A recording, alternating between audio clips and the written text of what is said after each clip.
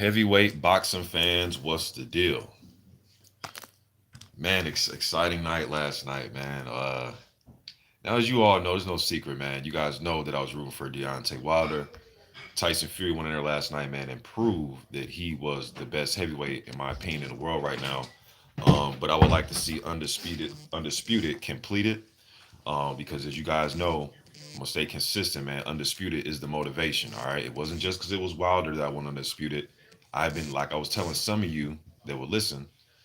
Some of you already know this, but I was calling for undisputed when Klitschko and Stavern both had the titles, but then Stavern chose to, fight Wilder, and Klitschko went on to fight Jennings and Fury, and you guys know the rest of that. All right, so I've been one undisputed since then. You know what I mean? Even when undisputed to the point. One year, I remember me and shouts out to Run Up the Score 21, aka Calix Boxing.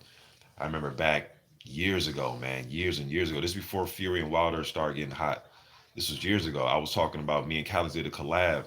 It had to been like 2011 or 2010. It was somewhere around there about how we should the Klitschko brothers fight because they were the two best in the division, bar none. So we're like, man, maybe these two should just fight, or maybe one of them should just retire because I'm tired of not seeing the two best heavyweights fight each other. I know they're brothers, but we're just discussing the topic. All right, so I don't want to see the media rematch, and I was saying this going into the fight, depending on how this fight won, especially if there's a definitive winner and it's clear cut that somebody gets knocked out, because I thought this was going to end by knockout. I don't want to see it right away. You know what I mean? I want to see some of these other mixes and matches. Um, Let me see who's up in here. Chris S, what's up, man? October 4th was good. The Architect 1 was good. I know a lot of the brothers in the LDBC and a lot of guys that I'm sub to are live right now. I know Fanon and them over there, goddamn, are like 2,000 people watching. You know what I mean? So I guess we'll see who's going to show up. Then I see my man Carcino for Life had about 800 people in his live right now. So I guess we'll see who pops up, man. Uh, Hypno Fizz says props to Fury. Yes, indeed. Props to Tyson Fury, man. Adam Mo says hopefully we see Wilder fight other side of contenders now, the likes of Hunter, Parker, Ruiz, and White. Um, and Adam Mo, and let's hope that those guys will want to fight him now. You know what I mean? Because Parker, I get what you're saying, but Parker was a guy that opted to fight Anthony Joshua instead of Wilder. And we could say it's because of the money, so on and so forth. But hopefully some of these guys would be more willing to get into the ring with him now. Crazy D3 says Wilder's jab was key to being competitive. Him being 231 lost some snap in his jab. And you know what, man? Well, first, before we start going full fledged into that, let's talk about this Charles Martin Gerald Washington fight, which I'm watching again right now. It's about 50 seconds left for round one. And man, for a minute here, especially in these middle rounds with Washington and Martin, I'm sitting there watching the fight, and I'm seeing Gerald trying to throw a straight right down the middle on Martin, kind of a la what Anthony Joshua was doing to him. Even Daniel Martz had a little slimmer of success throwing a straight right hand on Charles Martin in their fight. Uh, Martin's left hand was just way quicker, had way more snap, and Martin's the heavier puncher out of all of them. It's funny. In my community section, I put up that graphic that I seen online of the hardest punching heavyweight title holders of all time. We know Wilder topped the list, but even that list was kind of off a little bit. They didn't put the right guys up there. Anthony Joshua should have been third. If we're just going by KO percentage of past heavyweight title holders, from my uh, research, Anthony Joshua was third. It should have been Wilder, Marciano. No, it's just Wilder, Marciano, AJ. Damn it, who was next? I want to say Big George and then Vitali. I think it should have went like that. But anyways, Charles Martin had an 80%. You know what I mean? And he wasn't even mentioned at all. Appreciate that $10 holla from my man Robert Stewart. He says salute to you, Mr. Boxing, heavyweight boxing talk king. I appreciate that, bro. Um, but yeah, man. But Charles Martin does have heavy hands. Again, I know that Anthony Joshua fight, just some people will not let that go.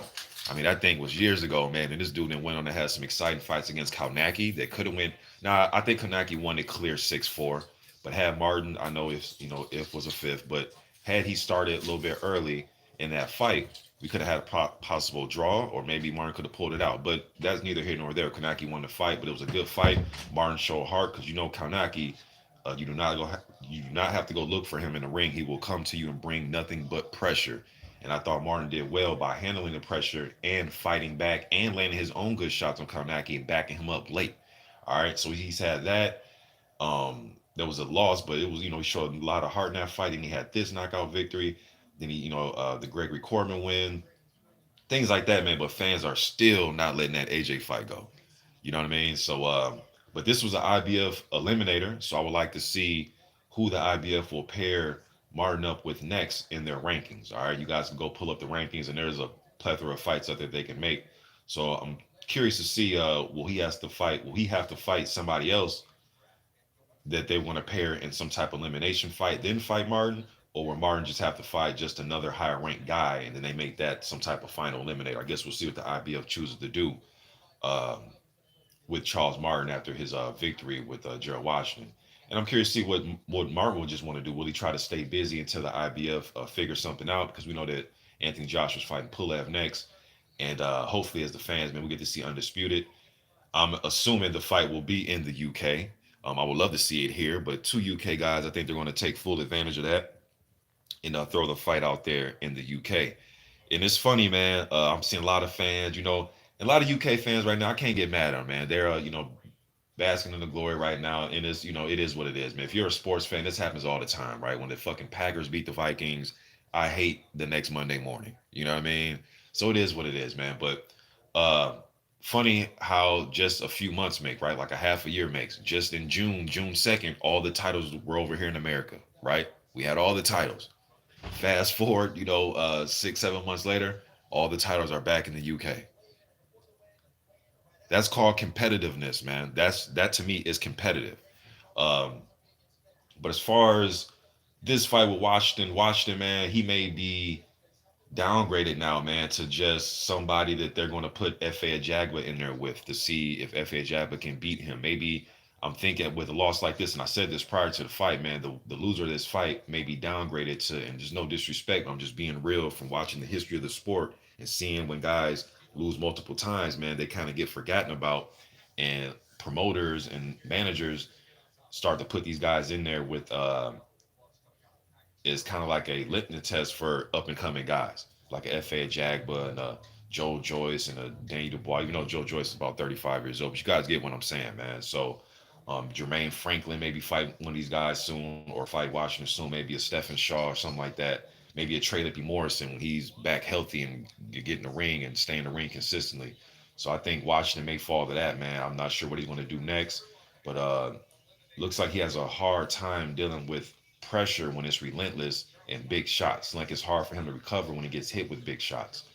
He kind of holds a little bit, and again, he started late, man. So his just muscle memory of when you get clipped with a good shot to fire back or stay there with a sturdy technique and hold when you need to.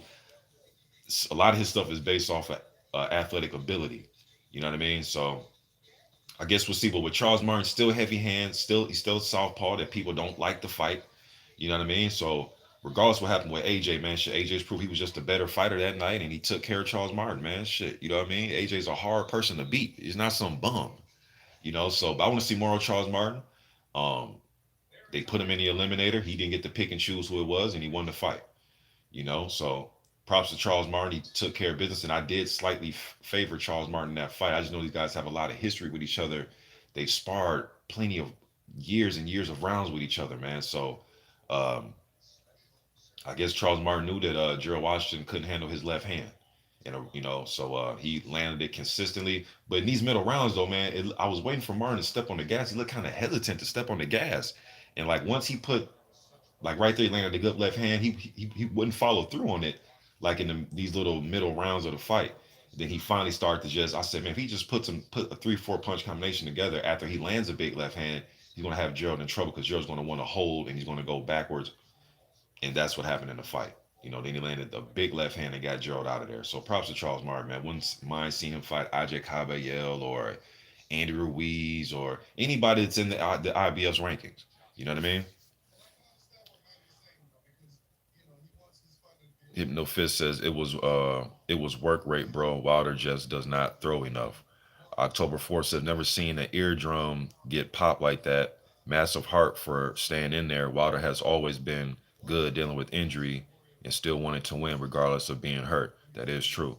Hypnofist says Fury came in different. Sugar made Fury take it into another level. My man Apple type on here says, man, that was a bummer. Quincy Pinola says, wow, it was the same fight, but Fury looked even more dominant. Hypnofist says that wasn't just an eardrum. There had to be some laceration to the ear. You're not going to bleed that much from an eardrum popping. Adam O says, I remember when everyone was clowning AJ for his loss, and now Wilder's getting it, but fans need to realize when you fight solid opponents, you will lose. Rich H says, watch the fight for the second time, and Wilder didn't look right going into the ring, almost like AJ against Ruiz. Robert Stewart says, nice straight left by Martin on the button. Okay, Damn says, hope Deontay gets a good vacation. I think he might be getting overtrained and overworked. Andre, don't know how to pronounce your last name, says, pick Martin and Fury both by KO. Crazy D3 says, Wilder's going to do some soul searching. Let's see how he bounces back from this loss. My man Town Business. Let me do this for my man Town Business. Add him as a mod.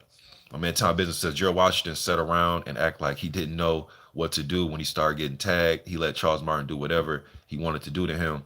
And my man Tom Biz says he saw Martin's power last night. Yeah, Tom. And then you're right. When Gerald got clipped, it was almost like Gerald was like, because like I told you, bro, like right now is one of the rounds of watching, like round 4, like they kind of was just like, okay, you stay here, I'll stay here, you stay over there, like, let's just pause. And it looked like Gerald was fine with that. And then when Martin started turning it up, it almost like Gerald was like, hey, this wasn't in the script. I'm not saying it was fixed, but you get what I'm saying. It's like he almost had that look like, hey, hold the fuck on. It was like, Gerald, y'all came to throw hands, bro. Like this ain't pawing and tapping with the lead hand. Y'all came to throw hands and land power shots. And once I saw Gerald have that type of body language, I was like, man, the dude's in trouble. Whenever I see Gerald kind of have that body language when he gets tagged, kind of stands straight up and he kind of has like that deer in headlights, but he's not really throwing. He's kind of like in the middle. He's like in no man's land where he's not throwing, he's not clinching, he's just there. Looked in vacant. He had like a vacant look on his face. I knew he was in trouble. Uh, Denise Wards, salute to you. Um, Let me see. Rich H says, I'm UK, but I felt bad for Wilder. Hypnofest says Wilder got heart. He was prepared to die in there. Um, all these guys will lose. Let me see. Adamo says all these guys will lose. AJ, White, Fury, Wilder. I think someone like Herkovic, even Hunter, could come out on top. And like I've been saying for years now, Adamo, but before all this whole AJ Wilder thing was going on in 2016 between YouTube uploaders and um, just fans on social media going back and forth, I've always said that nobody's going to go unscathed in this era. No matter how much I like Wilder, he's going to eventually lose to somebody. Did I want him to reach the 50 and 0? Of course. But I said, you know what, man, it's just too much talent. I think these guys are closer in talent, not in single shot, one power, historic thing like Wilder. I still think Wilder has some of the most historic one punch KO power I've seen. You get what I'm saying? But at the same time, though, I said none of these guys are going to go unscathed. I just think there's too much talent, and I think that these style matchups is just not going to happen. Now, right now, Tyson Fury is still undefeated. He has one draw, and I think if he keeps fighting, the more he's only 31, and Wilder's what 34, 35, something like that, 34. So in the next 3 years, we'll see if Tyson Fury fights consistently and is against some of the top dogs. We'll see how he holds up. But Wilder didn't go unscathed. AJ didn't go unscathed. Dillian White, Joseph Parker, only person that's undefeated like that right now that is the creme de la creme is Tyson Fury. And he's only 31. You know what I mean? Then you got some up and coming guys like you mentioned, Herkovic. You got guys like Daniel Dubois, a lot of up and coming guys. So I never thought nobody's gonna go unscathed. I was rooting for Wilder as a core fan of his to catch that record of 50 and 0. But, Tyson Fury proved that there would be none of that going on. Let me see. Lace them up boxing. Hold on, let me see. Did I skip somebody? Thomas Till says, sup, Mr. Boxing. Do you think Dillian White should get a shot at the WBC built sooner than later? Yeah, why not? And I think they should have it in the UK. Two UK fighters, why not capitalize on it and have it right in the UK? I know Tyson Fury's doing his thing over here, fighting a lot in America. And props to Tyson Fury for just coming over here and fighting multiple times, not just one time, but multiple times in big fights with Wilder. You know, but Dillian White has this Povetkin thing situated. But if he can renegotiate or something like that, or you know what could happen, man? I want Undisputed. But you know what could happen? And I just was talking about this a couple of days ago, man. And it's funny how things can change within a loss, within 24 hours, right? I was just saying I would still love to see Wilder versus Povetkin. And there's something that's in me to just, I still want to see that fight. How about Fury fights White straight away? If we can't get, because I want to see Undisputed, but let's just say that doesn't happen, all right? If you ask me, Mr. Boxing, what do you want? I want Undisputed. I've been wanted that. When Wilder had the title, when Severn had the title, Klitschko, I still want Undisputed. We haven't had Undisputed since 1999. But just think, Fury versus White, huge UK fight. White gets his title shot, right? Then you have, since Povetkin's not, if he's not to fight White, have Wilder versus Povetkin. If and if we don't get Undisputed, and if I know they're saying a rematch, Wilder and Fury for a third fight. I know I seen something that came on boxing scene that Wilder has 30 days to exercise that rematch clause, which I think he will. But I know it's hypothetical, but man, could you imagine Wilder versus Povetkin this year, out of nowhere, unexpectedly? I'll still love to see that. And right now, man, uh, and this is what happens in the sports, y'all. When a guy is perceived as when he touches everything, it falls, and that's not an opinion. That was facts with Wilder. Everything he touched, it falls. All right. Last night that didn't happen for him, but he's fought Fury before and he has failed. So technically, every fighter, not necessarily every fight, but every fighter Wilder has fought hit the canvas. I've always said, and props to Tyson Fury, man, but I'm just being consistent for some of you that's probably never heard me say this. Some of you have. I know my man Haplotypes up in here. Some of you guys can attest to this. But some of you new listeners, or you just subbed to me, or you wasn't around when I said these things, I've always said that I think the way to beat Wilder is you have to knock him out before he gets to you. I know that sounds simplistic, but trying to, be an outboxer and be cute, that's not going to happen. I think the best thing that could happen was a draw, I guess, right? With Tyson Fury. But I always thought the best way to beat him is crowd him, man. And I always had these discussions with some of my, with some of the brothers on here. They're like, nah, but just getting close. It's like, bro, yeah, I know getting close, you're asking to get hit. But at the same time, I think the best way is just to crowd them. Don't give them any room. And then they'll counter me with, but Mr. Boxing, he can land a short right hand like he did against Spilka. It's like, yes, man, but just don't give him no room, not even 6 inches. Don't give him no room. Literally make it body to body. Duipa was able to swell his eyes up fighting like that. I know Wilder stopped him, but he made it very rough for Wilder. Molina landed a hook that was kind of mid-range to caught. You got to attack him and put him on the back foot, and not put him on the back foot to where he can step back one time. I'm literally talking about putting him on the back foot where he's taking multiple just steps consecutively until he bounces up against the ropes. That type of put him on the back foot to where he has no room to do nothing but defend. Not just with feints, not just with double jabs pushing him back, but landing overhands, power shots while you're pushing him back. Make Wilder, get him against the ropes to where he's standing straight up, to where he has no leverage. He can't plant his back foot to turn his hips, nothing. He's literally standing straight up, trying to defend with his guards up, and you attack the body, throw overhands, make it rough. Those type of grueling fights. Wear out his arms, wear out his legs, wear out his shoulders, wear out him mentally. And even though he has great stamina, just push the issue with him. I didn't think Tyson Fury would be the one to be able to carry that out, but he was. So I thought that was good. Now, furthermore, usually when guys lose that are perceived as they knock everything out and they lose, and they haven't lost, once you lose, once somebody cracks the code, that gives more confidence for the other fighters down the line now. Now they've seen it. I'm not talking about some rumor that they're saying it happened in sparring, or if it did happen that we never seen. No, I'm talking about where we can visually see you in a pro fight get dominated. I'm not talking about a decision I'm talking about a definitive stoppage beating, which Deontay Wilder took. Hey, man, 100 people in here, only 17 thumbs up. Come on, y'all. Stop playing, man. Stop playing, y'all. Come on, man. Maybe I need to refresh it. 110 people and 17 thumbs up. Come on, y'all. Stop playing, man. As much heavyweight stuff I've been bringing y'all over the last 10 years on YouTube. Come on, y'all. I've been here way before Wilder and Fury, man. Let's go. Stop playing with me, y'all. Come on, man. All right. Uh, but once fighters see that, man, they say, oh, you know what? I'm not gonna sit here and try to take nothing flush with the right hand. But shit, let me push. Hey, guys raising their hands now, like, hey man, let me get up in there with Wilder. Let me get my turn now. And I'm not talking about that. They just wanted their turn because he was the WBC title holder. Everybody wants to fight a title holder, the champ. Now I think people just want now I'm going to assume that fighters now are going to say, you know what? I know he's still dangerous. I know technically every fighter he has fought, not every fight, but every fighter he has fought has hit the canvas. But you know what? What I just seen this Saturday, I think I could beat Wilder now, man. I seen it cracked a little bit. I seen blood rushing out of his ear. I seen him go down, whether you want to call it a balance shot or whatever it was.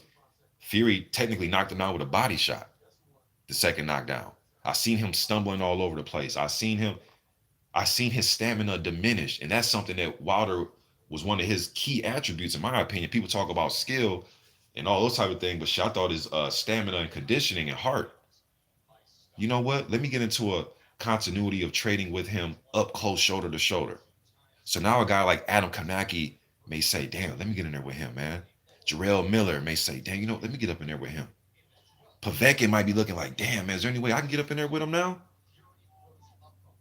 You want to see a lot more of that. Just like with Anthony Joshua. Just because Anthony Joshua came back and beat Ruiz in that second fight, oh, don't think that people don't remember what happened June 1st now, y'all. There are a lot of fighters out there that see what happened in December, still think that they had, they're licking their chops now.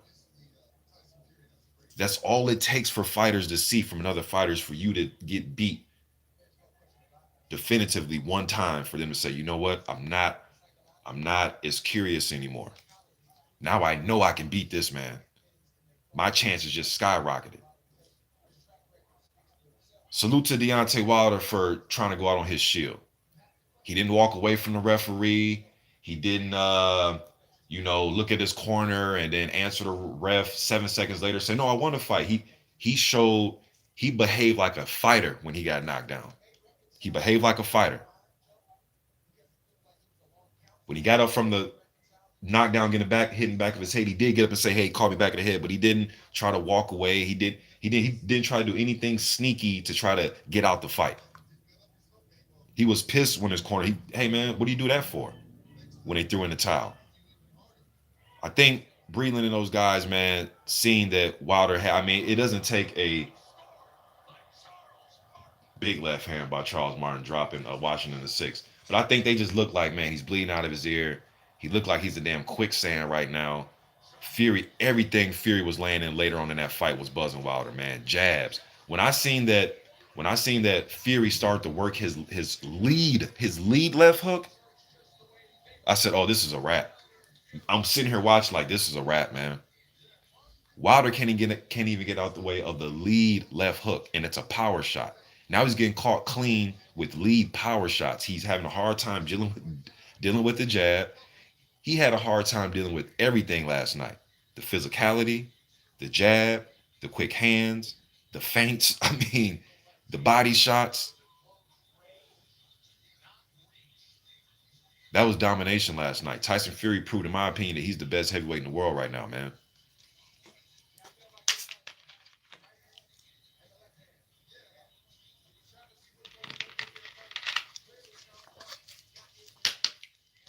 And Charles Martin, I'm looking at Charles Martin's fight. He has a nice team around him, man. He's working with Robles. He also has Henry Tillman, former Olympic gold medalist. You guys probably remember him. He was Mike Tyson's comeback fight after Tyson had lost to Buster Douglas. But he has Henry Tillman in his corner. He's working with some good people, man. Robles, to me, has him a lot sharper with his combinations. I've seen Robles working the mitts with Charles Martin, and Martin looks sharp on the mitts, man. I know it's just mitts, but he looks sharp. Very sharp on the mitts with his hooks and uppercuts. His punches were more compact and more fluid, and his head movement, rolling on the mitts. Good left hand, man. He baited Washington to throw in that right, and he came back with his left. Boom.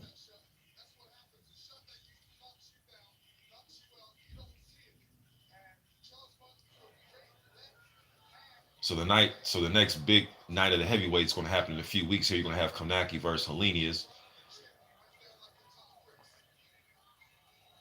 You got F.A. Jag on that card in a little stay busy scrap. And then you got Joey Deweko taking on Frank Sanchez, undefeated Frank Sanchez, and Joey Deweko give you hell in there. You know what I mean? So that's going to be a good card. I wanted to see Kanaki on this card, man. But he's going to headline his own card there in Brooklyn. He has a huge Polish following. Um, but back to Wilder Fury, man. And I'm seeing a lot of trolls, they're coming to the channel and all that. Look, I expect that. As long as you're not being racist, you can come in and bask and you come and enjoy the moment, man. You know what I'm saying? As long as there's no racial undertones, you talking foolish. But it seems as if I'm not sure if people are because look, I put up in the community section a post of "And the New" with Tyson Fury, right? Got some thumbs up. Think about 40 thumbs up.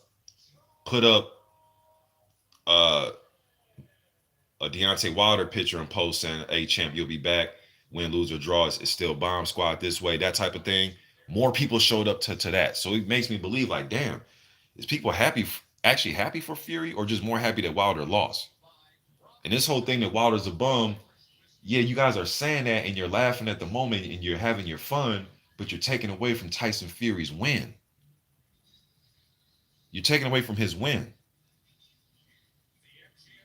See, I knew Wilder was a bum. He got exposed. Nah, what was exposed to me last night was Tyson Fury exposing his own greatness. That was exposed to me. Tyson Fury's a bad man, dude. He went over to Germany and boxed circles, squares, and triangles around Vladimir Klitschko. A lot of people thought it was boring. My post fight was like, shit, boring or no boring. He pretty much swept all them damn rounds. Then he came in here, had a draw with Deontay Wilder.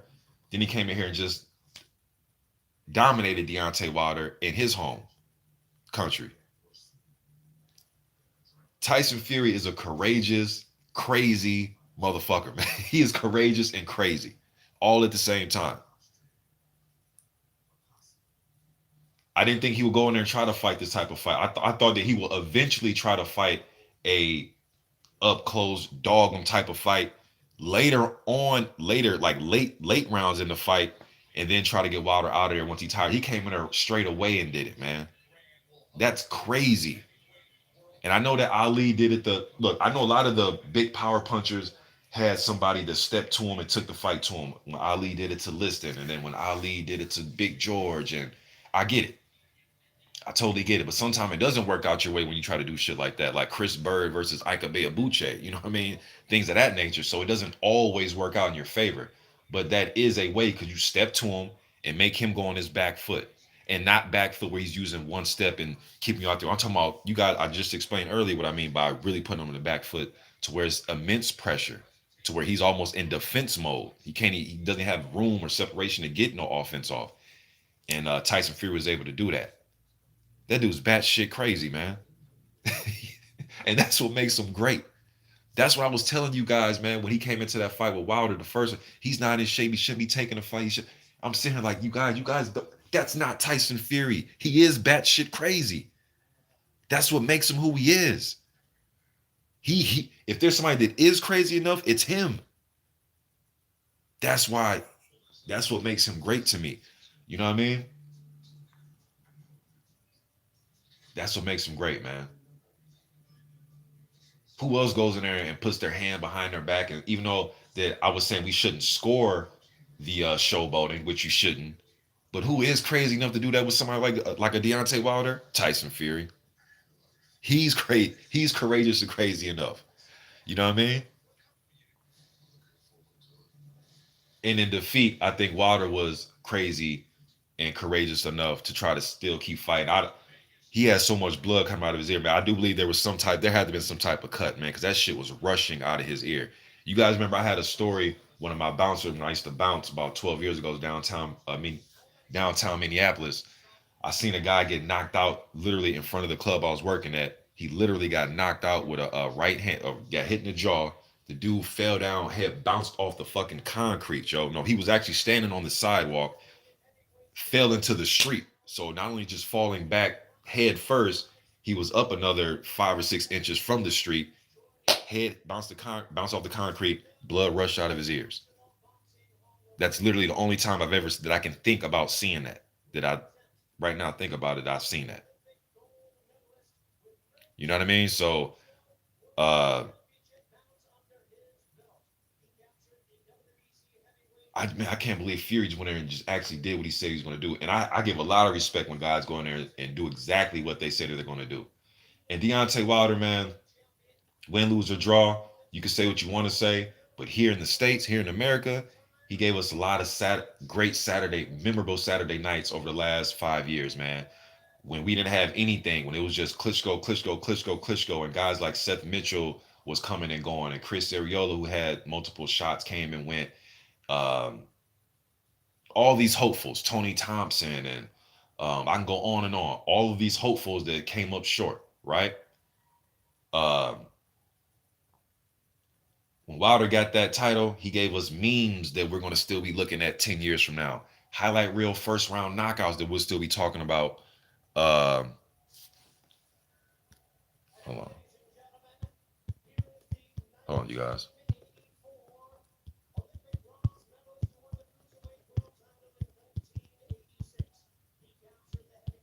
Give me 1 second. My childhood best friend is asking me right now. He said, "What'd you think of the fight last night?" I told him, "Hey man, I'm live right now. Let me see, I'm live right now. Okay, so we'll see if my homeboy get up in here. But yeah, man, gave us a lot of memorable Saturday nights, man. You know what I mean? And you can't take that away from him. That's why I was adamant about giving Wilder his roses now. You can say what you want. 10 successful title defenses, highlight reel knockouts, came along at a time where we didn't have anything going. I know Shannon Briggs was the last one to have a strap. And, look, man, I'm giving his roses now. And it's not over yet. But if this is all that he can give us, if this was all Wilder can give us was a streak of going 42-0-1 with, 41 knockouts, 10 straight title defense, shit, I'm not mad at all, man. If this is all that he can give us, if this was just his greatness right here these last 5-6 years, I'm not mad at it at all. Not at all. Salute to Deontay Wilder. You know what I mean? Because if it was so easy, why didn't everybody else do it? Because it's not easy.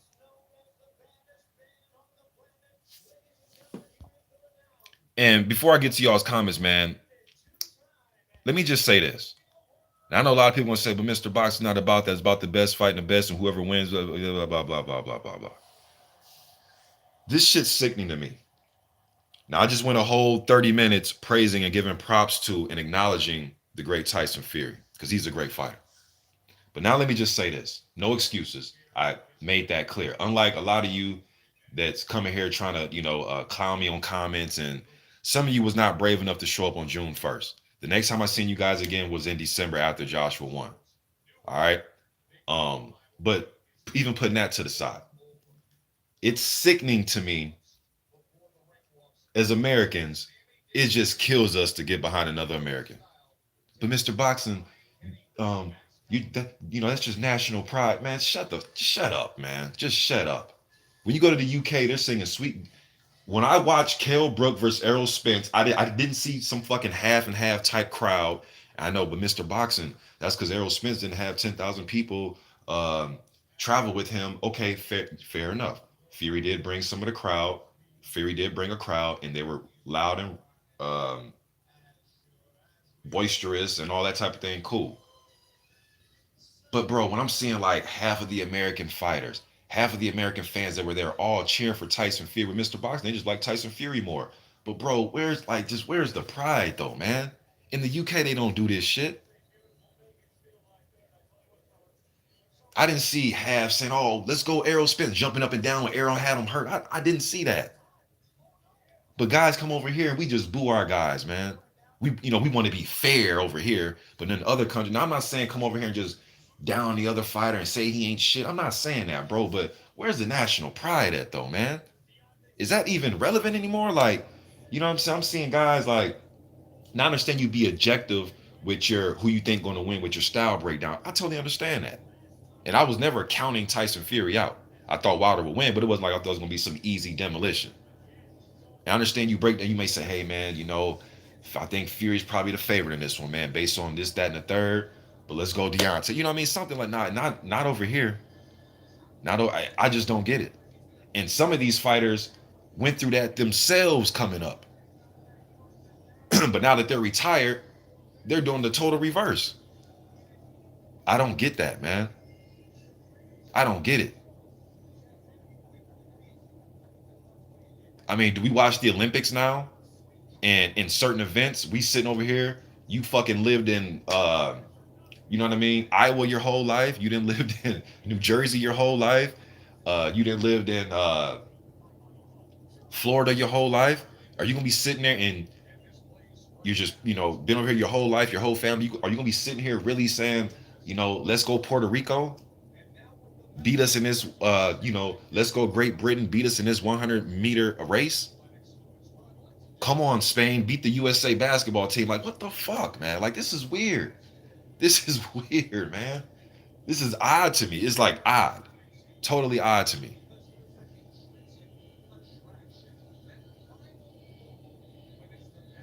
Weird, man.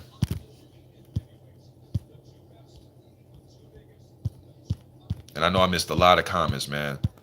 But I just wanted to make sure I got everything out of my system before I start reading the comments. I'm trying to think, man. But yeah, that shit's just weird to me, man. Super weird. I saw a clip of Johnny Nelson and Dillian White. They were watching the Fury Wilder fight, and Johnny Nelson's like cheering up, loving it, and that's great. Nobody says nothing, but let it be one of us. Oh, you're just rooting for you. I don't get it.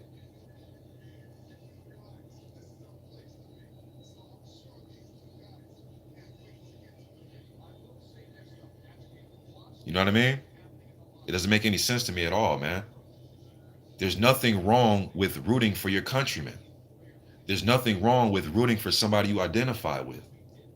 Why must we just go against the grain to try to prove our fairness to people who aren't even fair? Doesn't make any sense, man. You're trying to prove fairness to people who aren't even operating with the spirit of fairness. Why? What are you trying to prove? I mean, what ass are you trying to kiss, man? But it is what it is, man. I guess it's how we are as Americans. So I'm sure when the 2020 Olympics come up, I want to see a lot of Americans, cheering for Germany and, cheering for Russia and all that, man. So it is what it is. I just don't get it, man. But now, back to the fighters. All right.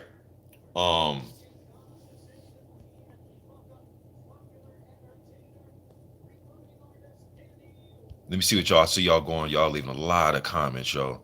So let me try to go up and catch up, man. Damn, I missed out on a lot. So let me try to catch up. But we got time. We're gonna chop it up, man. 100 and what's it keeps going. I think it said 122 up in here.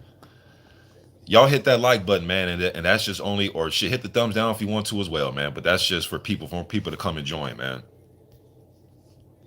All right, let me try to go up here and speed through these.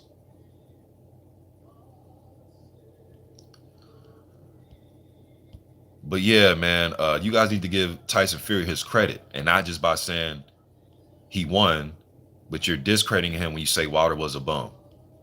Now you're taking away from Tyson Fury.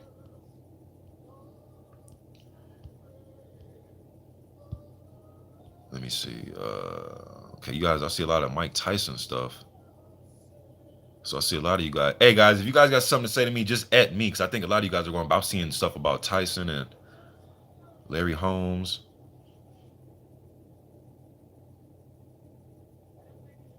Chat shit get banged. That's what Anthony Joshua says. But chat shit get banged says you have to risk it all to beat Wilder. Get to him first. Yes, and I've always been saying that, man. I've always said that. Chat shit get banged. I've always said that. Always. And people are like, yeah, man, but that's dangerous. Like, yeah, man, the fight game is dangerous, but you're gonna have to take some type of risk against Wilder, man. You're gonna have to take risks. And Tyson Fury took the ultimate risk. The ultimate risk. and came out on top.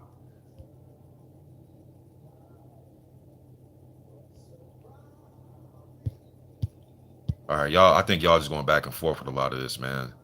If y'all got something for me specifically, man, just at me so I can know this for me. But I think a lot of y'all just going back and forth. Shout out to my man Stormy B, man, up in here. Me and Stormy gonna go live a little bit later at 4 o'clock on his channel. Chat shit get banged. Said, Mr. Boxing, do you agree with Wilder overhyped comparing him to the greats? Not at all, man. Look, you can only go by the eras, bro. You can only go by the eras. He's in his era right now, and what he did in his era was uh 10 straight title defenses with the highest KO percentage that we've seen from a heavyweight title holder, bro. Those are facts. Now you can argue he didn't fight this person, didn't fight. Okay, well, I can argue that Tyson Fury hasn't fought Dillian White. Tyson Fury ain't fought AJ. I mean, we can sit and argue about who ain't fought who. I don't think it was overhyped. I think it was hyped just right. And here in America, I didn't think he got enough hype, to be honest with you.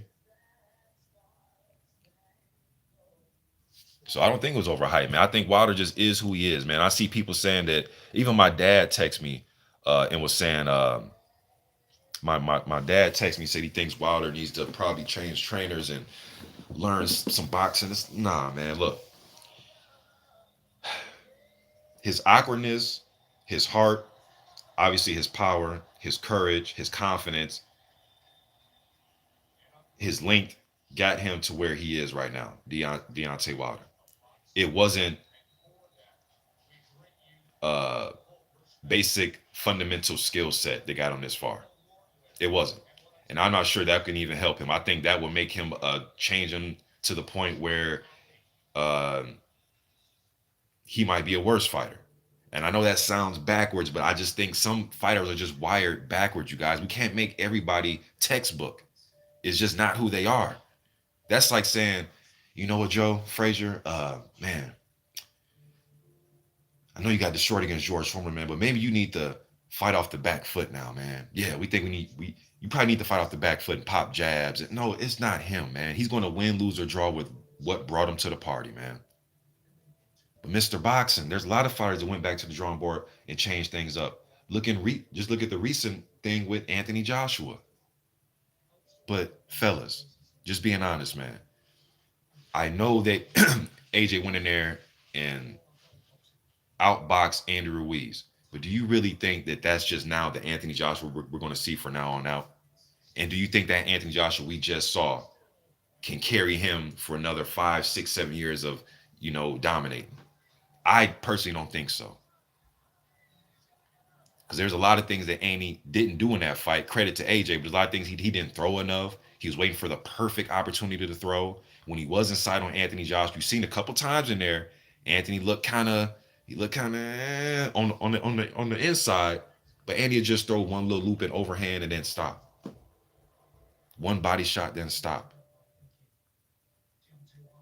What Tyson Fury did tonight, changing his style, being aggressive with Deontay, are we just sure that that's going to work all the time? Deontay Wilder was put on this earth, you know what I mean? I mean, for his kids and family, but I'm talking about in boxing sense. Put on this earth of heavyweight boxing to knock people the fuck out. Not to be something else but what he is, man. And I really don't think there's much that you can change with him. Maybe probably how to work his jab a little bit more. I mean, probably something like that, man. But like a punch variation or what punch you think he should utilize more, or he is who he is, man. He is who he is. His thing was never fundamental skill set boxing. That was never him. That didn't get him to the Olympics, and it didn't get him this far.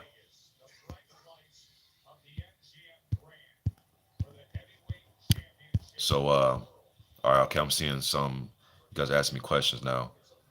Let me see. Stormy B Man says salute again for the second time. Yeah, I appreciate that, Stormy. Punch Quote got his message retract. Oh, okay.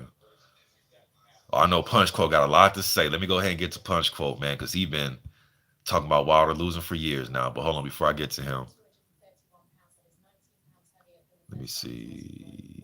October 4th says, what would Fury's keys to victory be if he fight AJ for Undisputed? What would AJ keys to victory be against Fury? What tactics should they use against each other. Um, Good question, October, or good questions, October 4th. Fury keys to victory if he fights for AJ for Undisputed.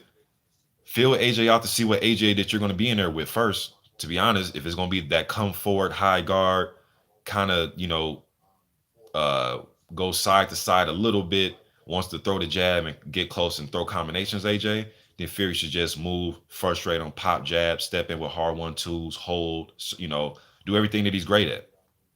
All right. If he goes in there with the AJ that's timid, walk him down.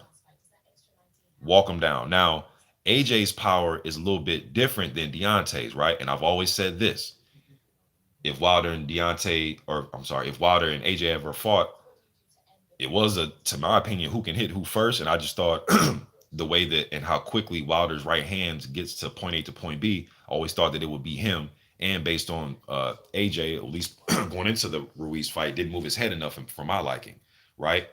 So, and I think Fury proved he may not be this all-time great power puncher, but like I've said too, and a lot of us, whenever you're 260, 270, 250, it's going to hurt, man. It's going to, yeah, you may not be the knockout artist guy, but it's going to hurt, especially if you're landing flush on guys and you're an elite fighter. It's going to hurt. It's going to hurt. Especially if you're landing consecutively and you're landing unanswered punches and you're going spots and rounds where you're landing 12, 13 straight and the other guy can't hit you. It's going to start taking effect over the course of the fight. Go to AJ's body, slow him down to the body. We've seen that AJ really don't like his body getting touched up. So I think that'd be his keys, right? He showed he's very versatile, and not just versatile to the point where he can just get by, but he's dominant with his versatility. He dominated Wilder yesterday fighting a rugged, uh, physical fight. He dominated on the back foot against Vladimir Klitschko as far as lateral movement is concerned. So he's shown some dominant things like that. Now, Anthony Joshua, he was dominant off the back foot, but you would have loved to see him take a little bit more chances, man, especially being just so much bigger and just, it still looks weird watching that second fight, man, seeing somebody just looking at AJ and looking at Ruiz, man. It's just, just looking at the just the build of the two. It still looks funny seeing him move away from a dust up, but I get it. He was smart. He said, if I get into a dust up, this guy has quicker hands than me on the inside. So why take the risk by trying to have a dust up on the inside? So that was smart, right? Tyson Fury is very strong on the inside. So for people to think that Anthony Joshua is just going to get on the inside with him and have his way because he's the more polished, powerful puncher, we can't take away Tyson Fury's strength on the inside. I'm not talking about physique. I'm not talking about how big their bicep. I'm not talking about physique. I'm talking about just that physical, raw, mauling, grabbing type of thing. Tyson Fury is good at that. He was able to, and Vladimir Klitschko was known as Mr. Vice Grip on the inside, clinching, right? Tyson Fury outdueled him on the inside with the holding and grabbing and pushing and pulling. He was able to outdo that to Klitschko, and Klitschko was very hard to shake loose in that clinch. And Fury did it pretty easily. Then he did it pretty easily against Wilder last night. Anthony Joshua, man, is going to have to try to land something big. I don't think he can outbox and all that. That's not going to work. It's not going to work. That would actually be the easiest Anthony Joshua to show up to against Fury, in my opinion. I think he's going to have to come forward and just be aggressive. I know he's going to get counter Mr. Box. We got to take chances. This heavyweight box, you got to take some chances, man. I think Tyson Fury is the best heavyweight in the world right now. And I think he'll beat Anthony Joshua. Punch Quote says, I didn't think Kronk could do anything with Fury. Looks like he took a page out of Andre Ward's book, went right into the power. Yes, he did. Almost damn it looked like Ward versus Kovalev. Proud Brit says, how many unification fights did Wilder have? Okay, so I know that you know the answer to that. So since you're being sarcastic, Proud Brit, and I've never seen you, so it's ironic I'm seeing Proud Brit. But look, bro, when you say that, you know the answer to that. But when you say that, though, bro, you have to really break down what happened, okay? Charles Martin opted not to fight Deontay Wilder because the money was with the Anthony Joshua fight. Okay, I know what you're gonna say, but if Deontay Wilder was so good and so bad, and the U.S. could have had a unification fight, why didn't they fight each other? Because it's not Al Heyman's responsibility to make the best thing just for Wilder. He makes the best deals and puts and presents the best deals to said fighter because he's an advisor to a multitude of fighters. So his job is to present you with 3 or 4 fights, lay them down, give you the pros and cons of each one of them, and it's up to you as a fighter to make your decision. Okay? Charles Martin went with the money. Remember, proud Brit, that the fight was presented to Joseph Parker as well. Parker couldn't break the bank. Anthony Joshua, Eddie Hearn could. And with the Wilder thing, and remember, Wilder had his thing with Povetkin. Maybe you don't remember that, but if you were following like me, remember a lot of people were saying that Wilder's scared of Povetkin. He don't want to fight Povetkin. Remember that, Pro Brit? Maybe you don't. Okay, so I'm just informing you, bro. All right, so that's one unification that couldn't happen because said fighter Charles Martin went where the money was. Okay, Joseph Parker. Maybe you don't remember this, Proud Brit. Joseph Parker showed up to the Gerald Washington fight. He was there to support his man Israel Gono when he fought Dominic Brazil on the undercard. Proud Brit. And Joseph Parker went in the locker room, took pictures with Deontay Wilder after the fight. They're both holding their fists up. And there was news that came out after that that fight could happen, so and so, so and so, so and so, Proud Brit. Then Kevin Berry and them came out and said that Joseph Parker's not ready for Deontay Wilder or Anthony Joshua. He goes on, he fights Razvan Kanjanu when the Huey Fury fight fell through, Proud Brit. Then he went on to fight Anthony Joshua, Proud Brit, because that's where the money was, Proud Brit. So, and then with the whole Wilder and Anthony Joshua, we went through this whole fiasco, so on and so forth. But I gave you 2 examples, Proud Brit, of why unifications didn't happen. And I said that with some sarcasm in my voice because a lot of you are just saying stuff. And I know some of you know the lineage of what happened, man, but you're trying to be stupid, man. So it is what it is, man. Or at least you're coming across like you're trying to be. Uh Real Cool J says Wilder's lack of punch variety and footwork doomed him. Fury for his size is too skilled for the current heavyweight division. Definitely think he's the most outboxer, and he can mix it up too, man. I can't just keep saying that Fury's just an outboxer. Fury went back to a lot of the stuff that he did when he had, and I was telling people, man, Fury does have this rough him up type of style. The Fury, I call him the Fury with hair that fought McDermott and all these other guys that fight Cunningham. He kind of reverted back to some of that in the Wallen fight, putting his weight on Wallen. He does have that in his arsenal. You know what I mean? But as far as Wilder's punch variety, and I just thought the punches that he did try to throw yesterday, they just look slow. To be honest with you, man, they just look slow. they just look slow. The jab looked slow. The right hand looked insignificant. I didn't see a body shot. Uh, then his footwork, it could be wide a little bit, but it that's what makes him him. So I guess some of his downfalls or his are the things that just make him him. All the things that we can sit here and say that doomed him were the same things that had him winning fights. Uh, Let me see.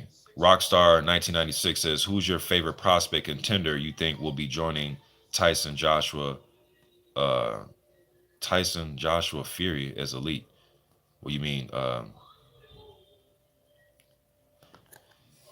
Man, there's a few of them, man. You know, Daniel Dubois. Well, I want to see Dubois what he does with Joe Joyce, but there's a few of them. Philippe Herkovic is a guy I've been talking about since he was an amateur in 2015. Herkovic. There's a lot of them, man. So I just don't want to sit here and just name names just to name them, but Herkovic and Dubois pop out to me. And there's a plethora of guys you guys heard me talk about 30 prospects on here. But just the 2 guys that pop out to me, Dubois and Herkovic. But you do have, Stephen Shaws and Jermaine Franklin's and uh, the Jololovs and the Makhmadovs and, you know, other fighters out there. Then you got guys like Konaki, who's a prospect right now. Even Jarrell Miller hasn't really, I know he did the drug test shit, but he still his O still needs to be tested. You know what I mean? Ajay Cabello's a little sneaky guy up in there that we want to keep an eye on.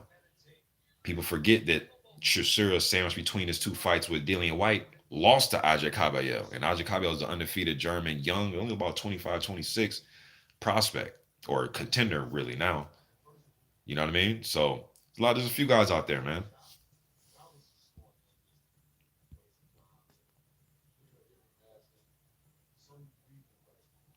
One face, one champion says you're right. We do not get behind our fighters. Yeah, we don't, man. Because we're so because the U.S. I don't know what it is about us U.S. people, man. We're just so concerned about being fair.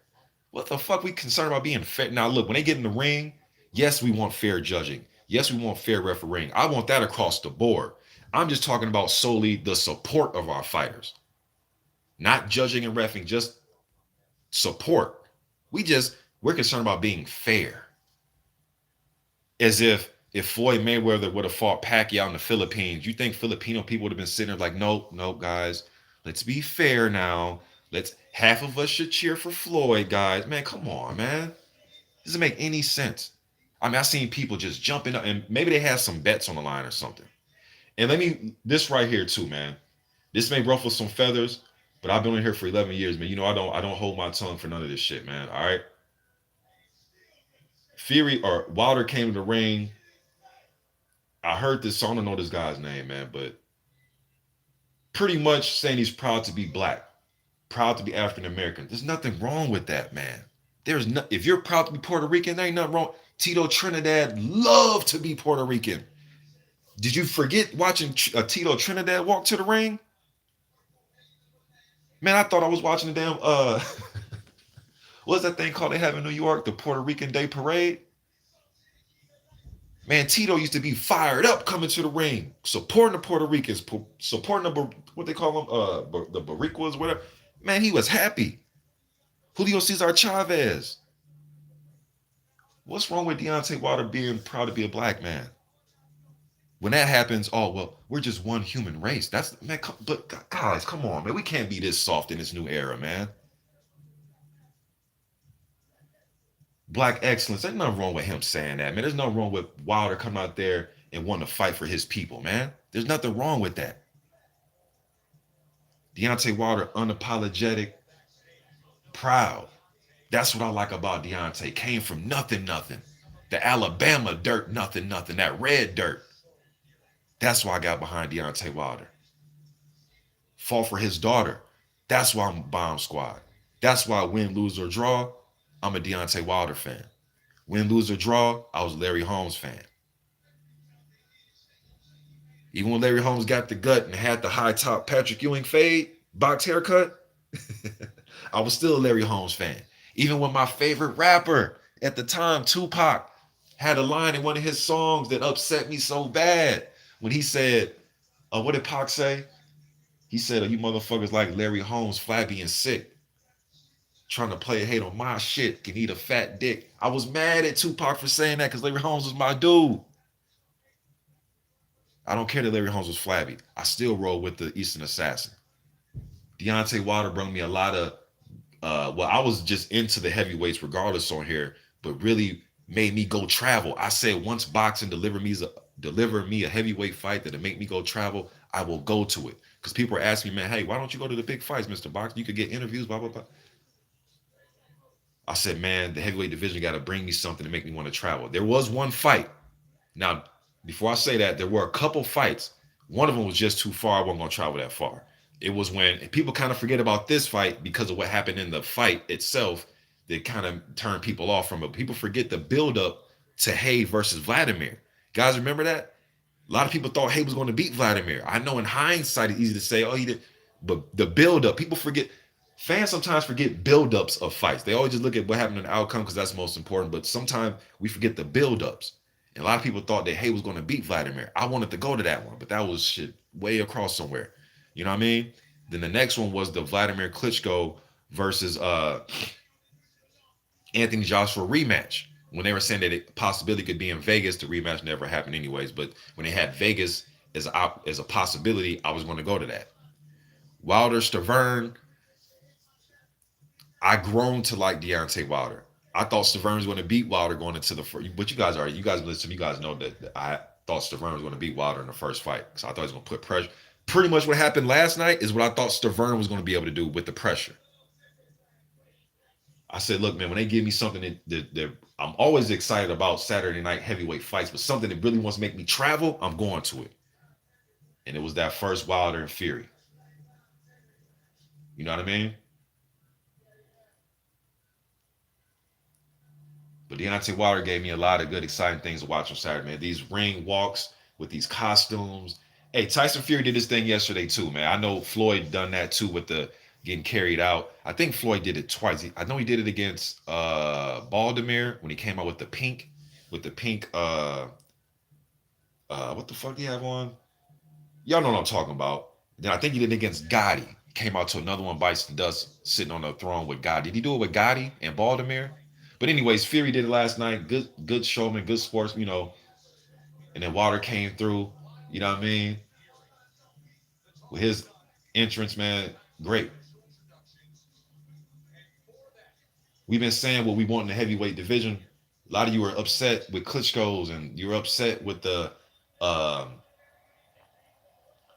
Sergey Lyakovic's, and you guys were upset with the Ruzan Chagayevs, and you guys were upset with the Nikolai Valuevs, and you know, you're upset with that. So now we're getting what we want, knockouts, guys that speak English.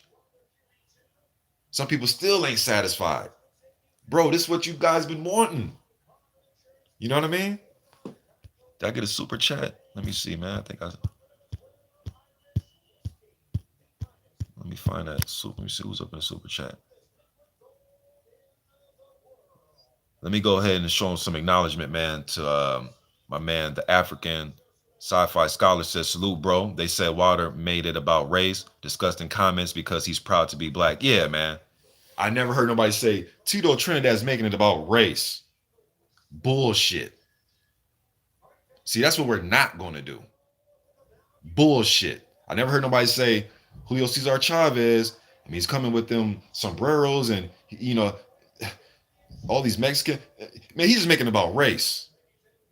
Never heard that, man. Never heard that. Till this day, all that type of stuff, what he's done in these last 5 years, man,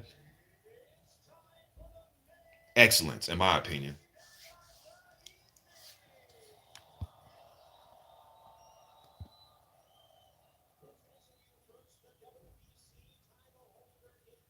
Yeah, Sam Greer, no excuses. You ain't hear me make one excuse about Wilder. I'm not talking about weight.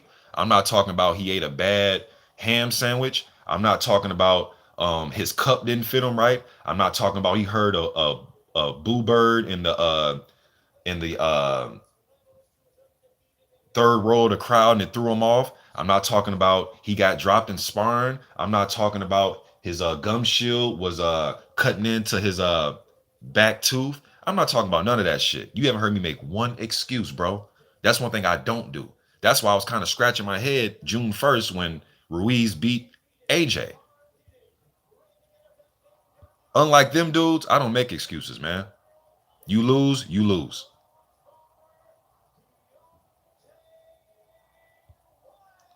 Boxing Known says, why?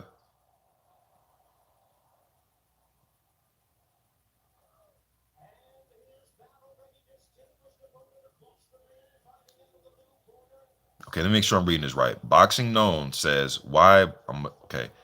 Why Black Lives Matter? I'm assuming that's what you mean, right? Why why first in the air Black Lives Matter were attacking white people just because they can. All for supporting your favorite boxer, but just because of skin. Nah, I ain't rocking with that shit. Oh, okay. So were you rocking? Okay, so what were you rocking with when Jack Johnson was fighting? What were you rocking with when Joe Louis was fighting? What were you rocking with when everybody turned their backs on for the white fighter or the white fighter with Larry Holmes when he was proven to be who he was? Were you rocking with that shit? Look, bro, we're not gonna sit here. That's my man B March boxing up in this thing was good, bro. One thing I don't do, I don't like to play. I don't like to play pretend. No matter who I feathers I ruffle, bro. Boxing has always been about race. It has. You remember when they had the thing called the Black Heavyweight Champion? It's always been about race. And I know a lot of people keep it boxing. How the fuck am I going to keep it boxing? How? How?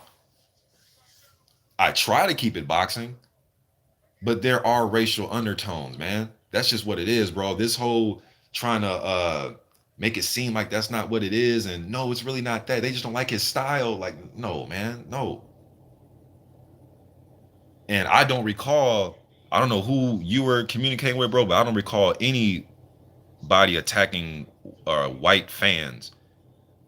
But I seen a lot of white fans come and call and have code words, bro. I'm not saying all, but when we're doing this, there are a lot of races. And if you're white, I'm not saying you're racist, but there are some races out there that have code words, right? And they think that some of us are dumb and stupid and we don't know the code words for nigger. Chicken, Flomo, fan, PBC fan. And, this is just code words, man.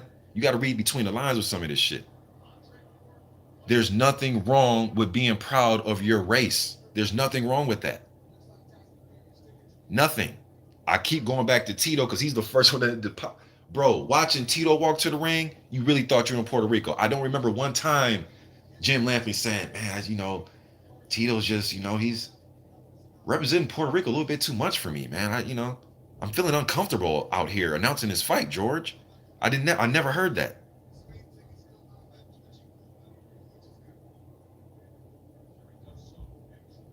I know a lot of you aren't going to like that. I know a lot of you is going to hurt your ears. I know some of you probably logged off, and that's fine. I'm not making excuses for the fight, but I'm saying this whole there's race has nothing. No, man, that's not true. It's facts, Jupiter B. Why can everyone rep their culture except black people? And that's what it seems like with a lot of sports. Shut up and dribble. They told LeBron, hey, man, you shut up and dribble. You can't say that black excellence. That just, I don't know. It just, I don't know if it just makes people uncomfortable. If they just, I don't know. Piston Jab Listen says, every race should be able to feel proud of their heritage and celebrate. I agree. Nothing wrong with being proud. As long as you're not hating on another race, then it's all good.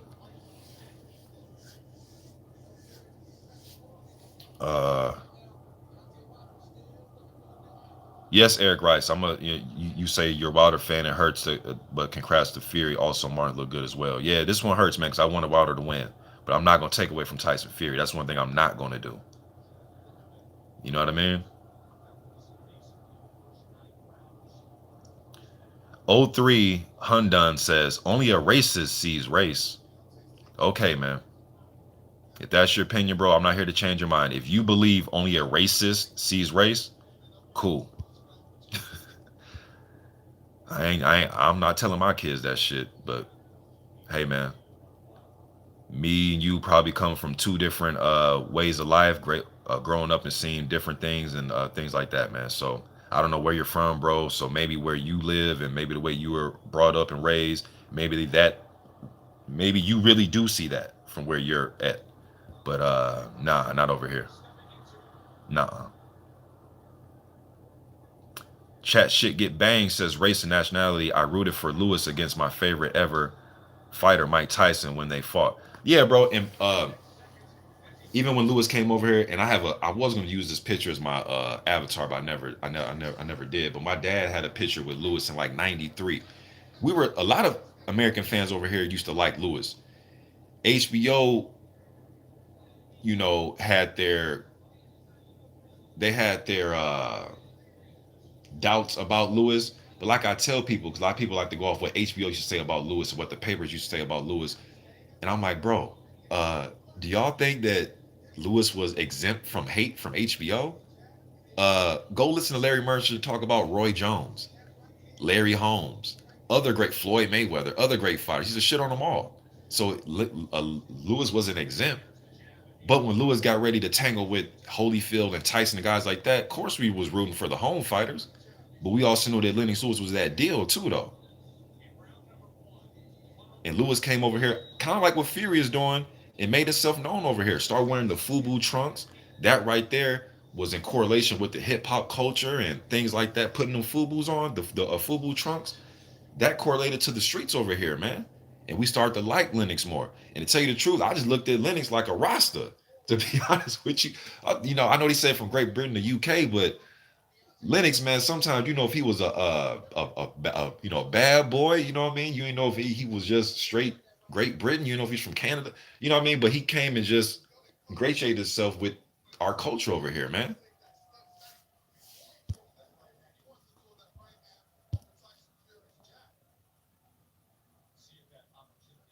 Yes, Jupiter B, he was connected. You know what I mean. So, uh, Lowland Prophet says Bomb Squad forever. Jupiter B says, I'm gonna go in reverse, y'all. Let me see. Jupiter B says you can't find a black fighter that wasn't hated on by the mainstream. That is facts. My man Hop up here says pretty much keep my mouth shut, but thanks. Also, Rockstar 1996 has also took Deontay 30 odd fights to get there as well. Yeah, bro, everybody's road is different. Some people get there in half the time, some people get there a little bit longer. But you know what? As long as you get there, people put too much emphasis on the journey. You know what I mean? And I know the journey is key, but sometimes, man, hey, you might turn pro where you know what? He may need a few more fights, man. Before we really get him up there, he may need a few more fights. That doesn't downgrade you, just means that the people around you think you need a few more fights to get more experience. The dude didn't have a lot of amateur experience, and he still made it to the Olympics, which is still pretty damn impressive. Uh, but to get him where they want him to be as far as a pro, they thought he needed a handful of fights. And as long as you taking those fights immediately, if you're on that Mike Tyson, them early Mike Tyson day schedules where you fight literally twice a month, I don't care if you take them just to build things up to get where you need to get where you need to be. Chat shit. Let me see. Ray Francis says you really thought Water was going to win. Paha, you crying inside. Uh, yeah, I thought he was going to win. Crying inside, no. Am I upset that Wilder lost? Yes, because I wanted Wilder to win. But I'm not going to shit on Tyson Fury because he is a great fighter. Um, so I'm not going to take away from Tyson Fury. Unlike you, you'll take away from the guy. I'm not going to take away from him, man. Tyson Fury went there and did his thing. So you coming in here, and I know you're crying inside because I'm not even sure this is your. I've never seen you before, man. So I don't know if this is your real account or not. But I know for a fact there's some guys coming here on their fake accounts. You know what I mean? But anybody under this in the same elk as you, Ray Francis, with this whole you're crying and look, bro. Some of my favorite fighters that I've been behind over the last 34 years of watching the sport have took losses. I've had some dreadful Saturday nights, bro. Still remain a boxing fan. You know what I mean? So nah, once I turn this off, I got beautiful kids to look at. You know what I mean? So nah. Am I upset that Wilder lost? Of course I am. I wanted Wilder to win. You know? Rockstar 1996 says Nigel Benn was loved in the UK, mate. What are you okay? I'm not, he's talking to somebody else. I see a lot of y'all going back and forth, man. And then look, man, if I ruffle anybody's feather with anything I talk about with the race issue, bro, that's just my opinion. You don't have to like it, you don't have to agree with it. But I'm not gonna hold my tongue. I'm not gonna try to sugarcoat it to make anybody feel comfortable. I'm just not gonna do that. What type of example would I be to my boys if I did some torn the line shit like that? Stand behind what you say and stand on it. That's just my theory. That's my philosophy, man. Piston Jab says, hopefully boxing can unite race. As we all know, the history of racism in America, boxing can even unite souls as powerful. Sharing a ring with someone, the respect is teaches is something races lack. My man B March in this thing, he says, Easy Band. Oh, he says Easy Bands. How is Fury the best white fighter since Dempsey? I rate Rocky Marciano over Dempsey. You ever heard of Kostya Tszyu? Oh, he asked me that? Nah, hell no. There's a lot of fighters I thought since Dempsey that were better than Dempsey, man. And I will put and I'll in agreement with B Marsh.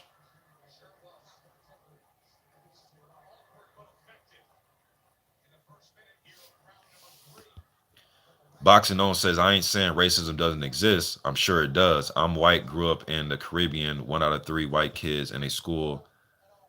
Did we face hate and picked out for being white? Yes. Okay, bro. You just said it. You grew up in a whole different area, you have to deal with a whole different set of things. But over here, not only does it exist, it exists in everything. It exists in rap music. They talk about whole different story, man. But the whole thing with Eminem being the best rapper ever, and just the things that a lot of people were. I mean, it's just in a lot of sport. It's across the board, man. Across the board here, it's big over here.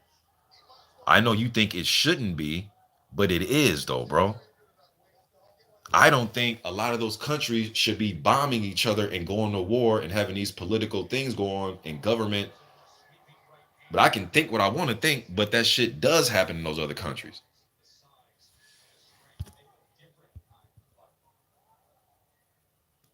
Yes, you have. I appreciate Curtis Anderson with that $2 holler, man. My man Kurt says, I've broken down race and boxing many a times. Yeah, and uh my man Carlos Haranika, I appreciate you, bro. I appreciate all the articles you sent me, man. He says, I wish I can support the channel, but I don't remember my Google information. But you know, Carlos, you can support the channel more than just, sending me uh I'm watching the fight for like the ninth time, bro. This is the third round. Wilder just got knocked down. So if I'm crying inside, whoever that dude's name was, why am I watching the fight over and over and over and over and over and over and over and over again? If I'm crying inside, I'm literally watching it now. Water goes down again, but he got thrown down.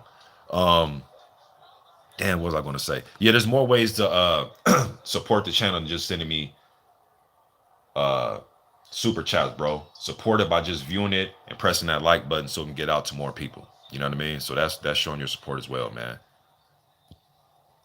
Redeem's let me see here. Uh Rockstar 926 says, hey man, I respect your opinion and I gotta go with your experiences when it comes to race issues in America, but a Brit is a Brit over here, be white, black, or traveler. And you know what? I'll take your word for it because I haven't grown up over there, so I'm not sure.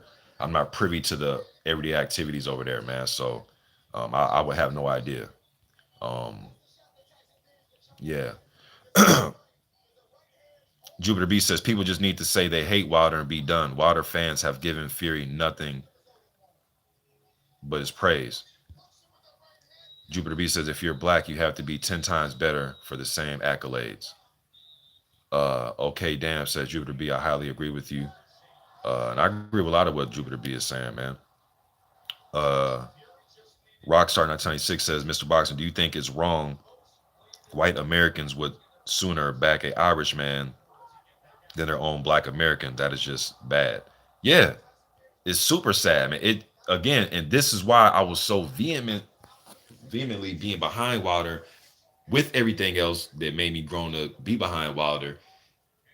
It doesn't make any sense to me, man. But again, maybe a lot of the fans they relate to an Irishman from a different country more than they do this black, outspoken, boisterous, proud, unapologetic black dude that they would probably because they would have some uh preconceived notion that they're going to get robbed or they're intimidated or whatever, will probably cross the street. They seen them walking down the street.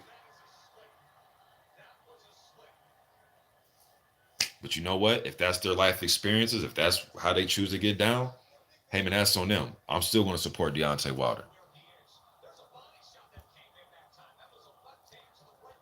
Sam Greer claims that Fanon had Wilder winning the first 4 rounds. I can't say that that's true or not. I haven't listened to Fanon's post fight. But shout out to my brother for Fanon over there doing great work, man.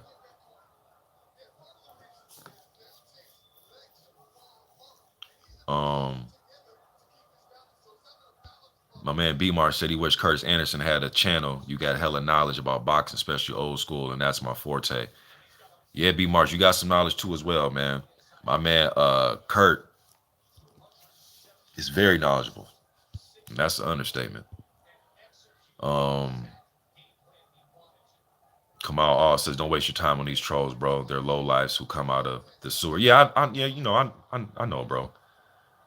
But sometimes you gotta give them some fire. Sometimes, man.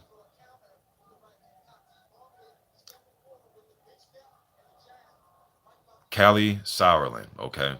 And my man Kamal Oz says, "Don't pay these guys no attention." But you say Black Quitter on Black History Month. Now, I'm gonna use Callie Sourland, who's not the real Callie Sourland, as an example. Now, do you guys see what I'm talking about? And this isn't some guy that just made this up just now. I've seen him on other people's channels over the years or whatever doing this type of shit. This is what I'm talking about. Now, it's guys like him and more guys like him that make it about race. You get what I'm saying here? Callie Sourland, you guys just deleted him. It's guys like him, man. So when you guys say it's not about it, it's guys like him. You shit on Black History Month, and then you just shit on the black athlete. This is why. You get what I'm saying? I'm not even going to respond as far as going into his answer, but I'm just saying that's an example of what I've been talking about.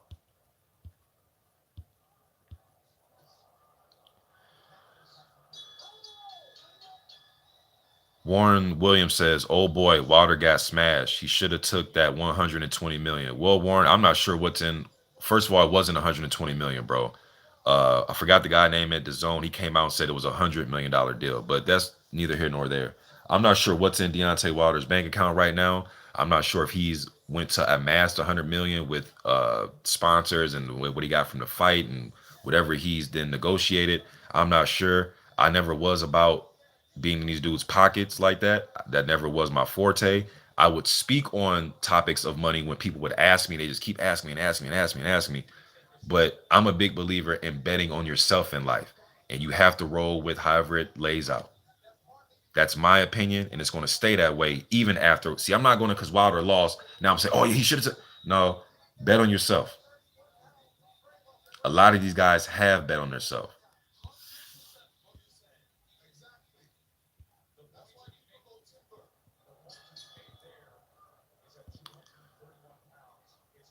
I appreciate that, Carlos. He says, you watching it. He says, you watching it, you because you're a boxing fan, plain and simple. Man, I can't believe this man was able to carry out this game plan, man. And I was saying the way to beat Wilder is you're gonna have to get to him. People saying, "Boy, he's gonna take a chance to get hit with the right hand, man." You're gonna take a chance to get hit with the right hand, no matter where you are fighting Wilder, whether you're on the outside, the inside, the left side, the right side. It's always gonna be a chance and a risk taken. You're gonna have to step to him. You're gonna have to step inside the fire, and he did. I remember when James Toney fought Sam Peter, and this was the who next Sam Peter, not the Sam Peter at the end fighting Pulev 2 years ago and all that shit. I'm talking about the dangerous left hook that landed on Jeremy Williams, concussed power Sam Peter, the one that put Klitschko. He still lost the fight that first when he fought Vladimir. Uh, back was at '05 or something like that. But I remember when James Toney fought him in their first fight, and JT literally just stood right there with Sam Peter. Damn, just not water. Man, this is wow. But yeah, he stood right in the fire and he took it right to him. He lost. I thought he should have won that fight though, man. He took it right to him, catch and counter with a big, huge puncher at the time, man. Wilder had no answer for that looping right hand from Fury. You can say it's the back of the head, side of the head. He just had no answer for it. It's like he couldn't even react to it quick enough. And with him carrying a low jab, his legs are gone. When they bodies bumped up against each other and just the physicalness, Fury was Wilder didn't have enough legs to even stand up. But he still stayed. He didn't quit though, man. That's one thing I like. The dude didn't quit. You're gonna have to beat it out of Deontay Wilder. You're gonna have to beat it out of him. And that's what Tyson Fury had enough courage to do, is beat it out of him. Wilder's one of them guys you're gonna have to beat it out of him, man. He's like an Evander Holyfield type. You're gonna have to beat it out of him. What do you mean beat it? Beat the fight out of him. He's not gonna quit. He's not gonna lay down. He's not gonna try to find a way out. He's not gonna look at Bayless and try to make up some excuse and all.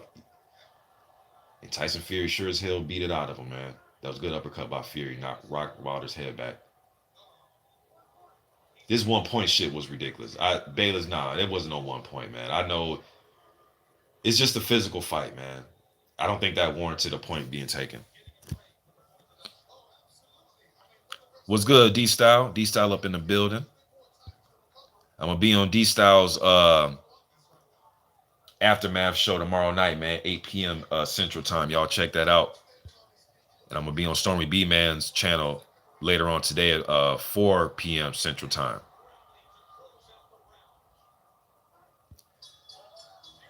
Romanian Mike says, as long as people talk about race, racism will not go away. My opinion of that is, as long as you have races, as long as you have racist ass people, race will not go away. As long as we keep showing shit on TV,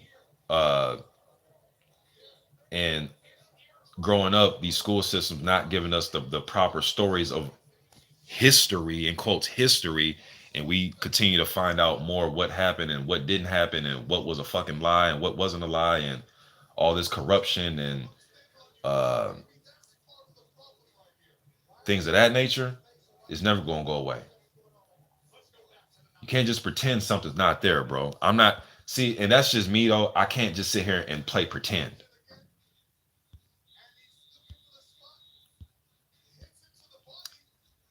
Go Fast London says quit squad. Okay, that's cute, but where did he quit? I'm trying to see. Look, man, you guys are so happy about him losing. You're just making up stuff that's not true, though. He got beat up. He got stopped. He didn't quit. Where did he quit? Where did he go to the ref and say I quit? Where did he turn his back on the ref and use the body language of I quit? He didn't quit.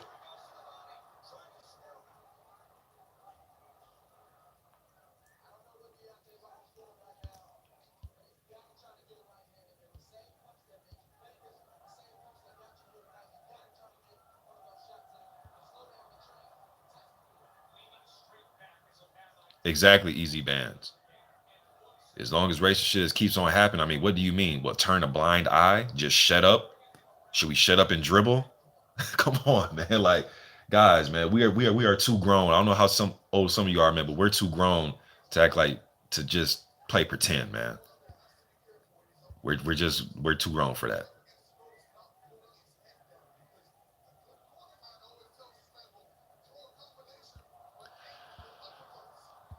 Let me see here. PC Jacob says he has a question. Go ahead, bro. Shoot.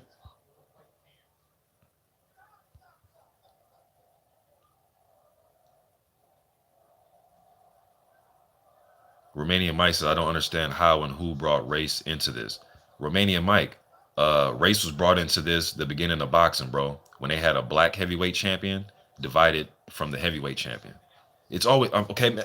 Look, if you guys don't get it by now, man, fine. I'm not here to change nobody's mind. I know what I think. I know what I'm gonna tell my sons. Okay, so I'll just leave it at that, man. Let me see. Some of these people don't experience. Okay. And you're right, Kamal Laws, you know what I mean? But I'm not here to change nobody's mind. I'm not here to minister and preach to nobody, man. If you think there's no racism and what am I talking about and it's only brought up because we're talking about it and all that type of thing, then hey, fair enough. Boxing On says LDBC were happy about AJ losing, though, weren't they? See, right now you're categorizing the whole LDBC and just making it into one person. There's plenty of members of the LDBC that thought Anthony Joshua picked him to win the first fight, the second fight against Ruiz. Um, it was more of a rivalry thing going back and forth with trolls. So to say that they were happy, nobody was happy. I think it was shock more than anything. Were there some guys that were probably happy? Yeah. But a lot of guys were just seeing a fight and just was just reaction off the shock of a big upset.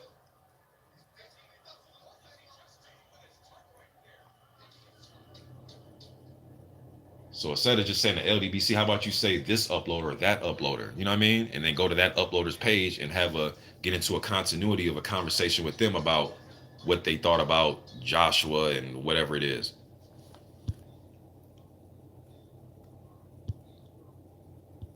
But you're not getting me on here to back talk my brothers, man. That's not gonna happen. I don't fall for that trick at all, bro. I'm not sure if that's what you're doing, but a lot of people try to come over here and play divide and conquer, and that's not gonna work with me. I'm not that uploader. I'm not the uploader you can pat on the head and say, "You're one of the good ones, Mr. Boxing." Nah.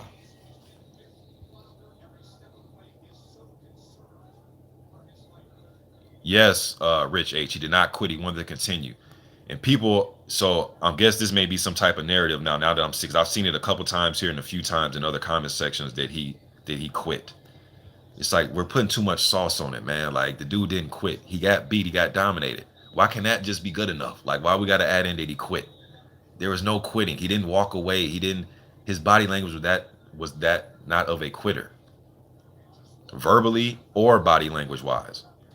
Because you can say I want to continue, but your body language could be something else. Both things matched up, in my opinion. Both of them, what he was saying and his body language.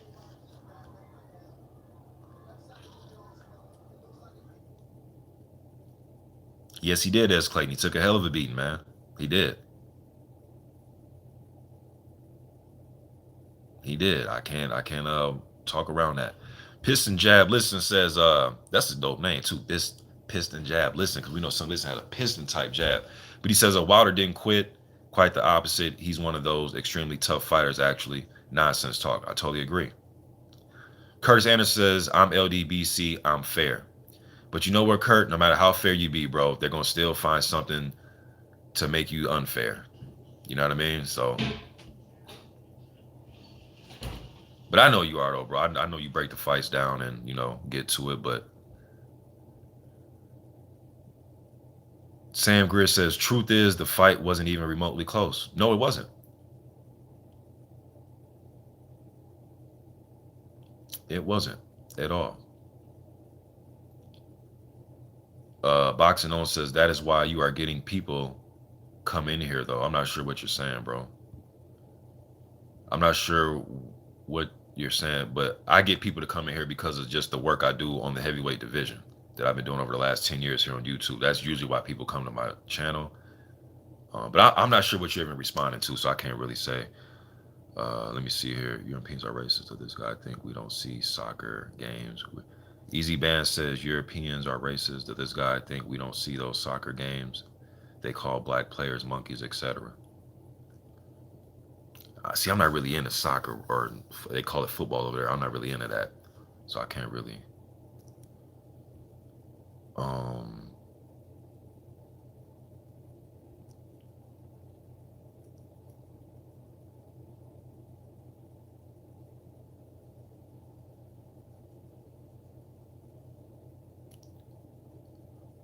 Romania, okay, bro. All right, I'm just gonna leave it alone, man. D Style says big win for Crump. Yes, it was.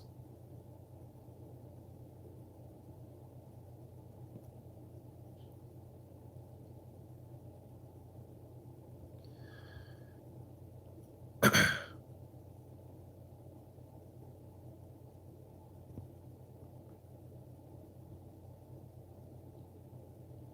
me see. Boxing On says, I followed you for many, many years back in the YTBC days. I'm sure you know who said what, so I'm not here to tell. Uh, I mean, bro, like you're talking in code. Just say, bro, just say what it is that you want to say, man. I'm not sure.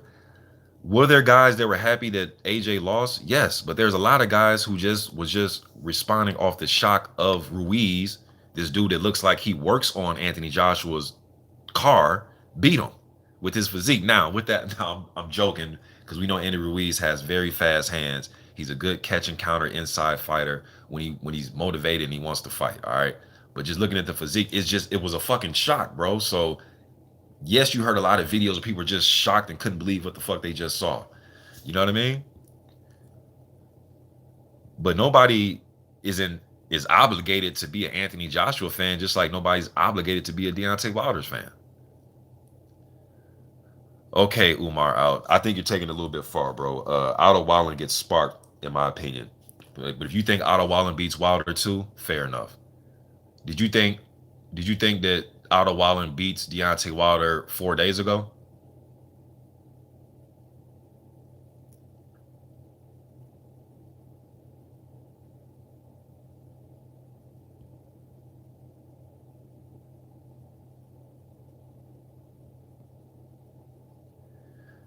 Well, people can come here for whatever reason they like, but if whoever comes here think for one insta second that I'm going to shut down my page, sing a new tune, conform, kiss feet, bootlick, juck and jive, you don't know Mr. Boxing today too. Then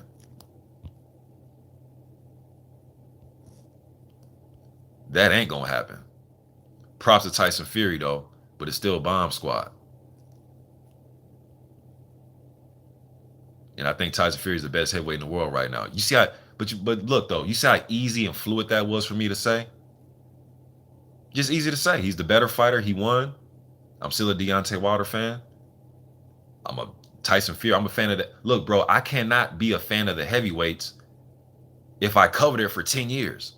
I'm not some fly by night channel for one fighter. And if people do have channels like that, they're entitled to have channels like that. There's some NFL fans that I know that only really likes the Minnesota Vikings. They don't give a fuck about the 49ers. They don't care about the Ravens. They don't care about the Cowboys. They're just Minnesota Vikings fans. And you know what? There's nothing wrong with that. But me, like some, are just fans of the whole end. They have their favorite team, but they're a fan of the NFL. I have my personal favorite that I want to see win and conquer and be the best of this era, which was Wilder. But I'm also a fan of the heavyweight division. I cannot be not a fan covering it for 10 fucking years when nobody even cared about the division. If I had lives back in 2010, 2011, talking about Pianata versus Klitschko, there'd be about 7 people to show up. Bro, some of my videos used to have like 100 views, 90. I used to be happy when I used to hit 100 views because a lot of the topics I talked about, nobody gave a fuck about. Nobody cared about Tony Thompson. You know what I mean? Nobody cared about Chagaya versus Povetkin. The Europeans did, but nobody over here cared. People are like, okay, bro, but what do you think about the Mayweather fight? You know what I mean? As I see D-Style to tell you, and guys has been following me. You know what I mean? Nobody cared about me talking about Johan Duipa versus Erkin Tepper. Nobody gave a fuck. So obviously I'm a huge fan of the division. And I wasn't doing it for money. You know what I mean?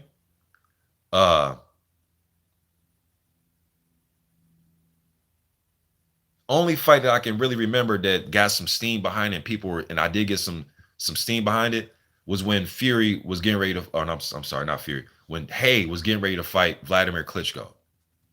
That picked up some traction. But rather than that, man, nobody cared about none of that.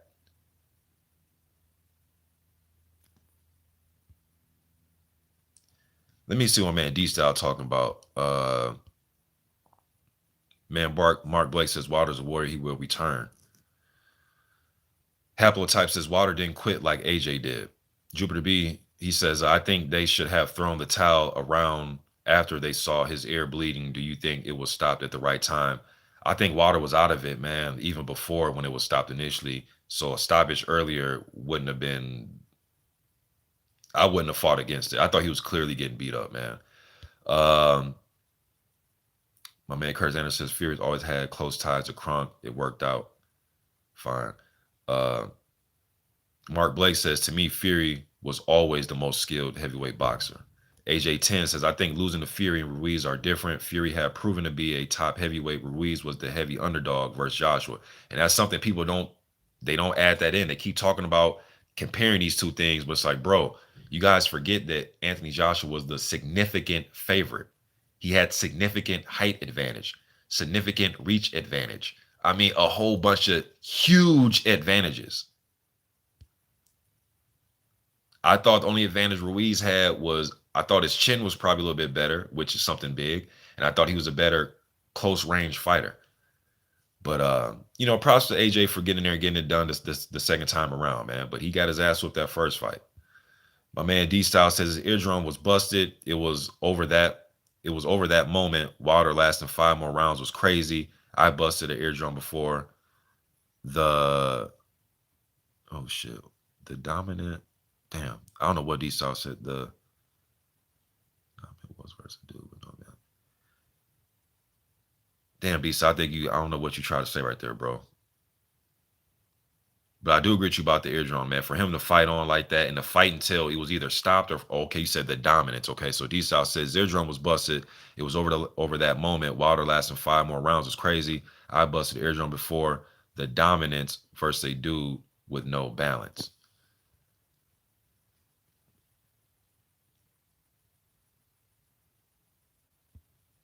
Um,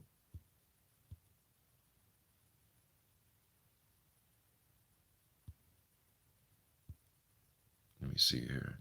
Xavier, the boxing nurse, says the odds flip. Wilder was the favorite the night of the fight. Yeah, bro, but it wasn't he wasn't like no minus 550. Now, granted, he was a favorite. You're correct. That's facts. But bro, he wasn't no like Wilder was like a minus. What the fuck was Wilder like a minus 115 and Fury's like a plus what like 110? Dude, it was literally a pickle. Whenever, in my opinion, whenever yes, betting wise, when you go make your bet, there is a favorite. Okay, so if he's favorite, he is favorite. However, though, there's a difference between being a minus 750, right, than being a fucking minus 125. Come on, y'all. Like, man, let's break this down too, though, man.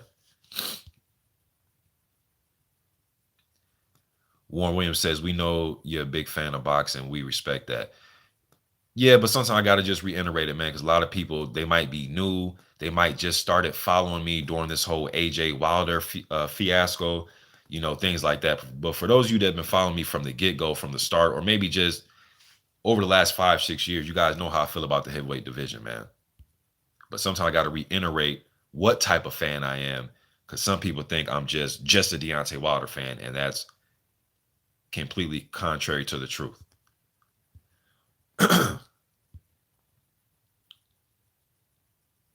Yes, AJ 10. He was a slight favorite and slight at the lowest of the lowest margins.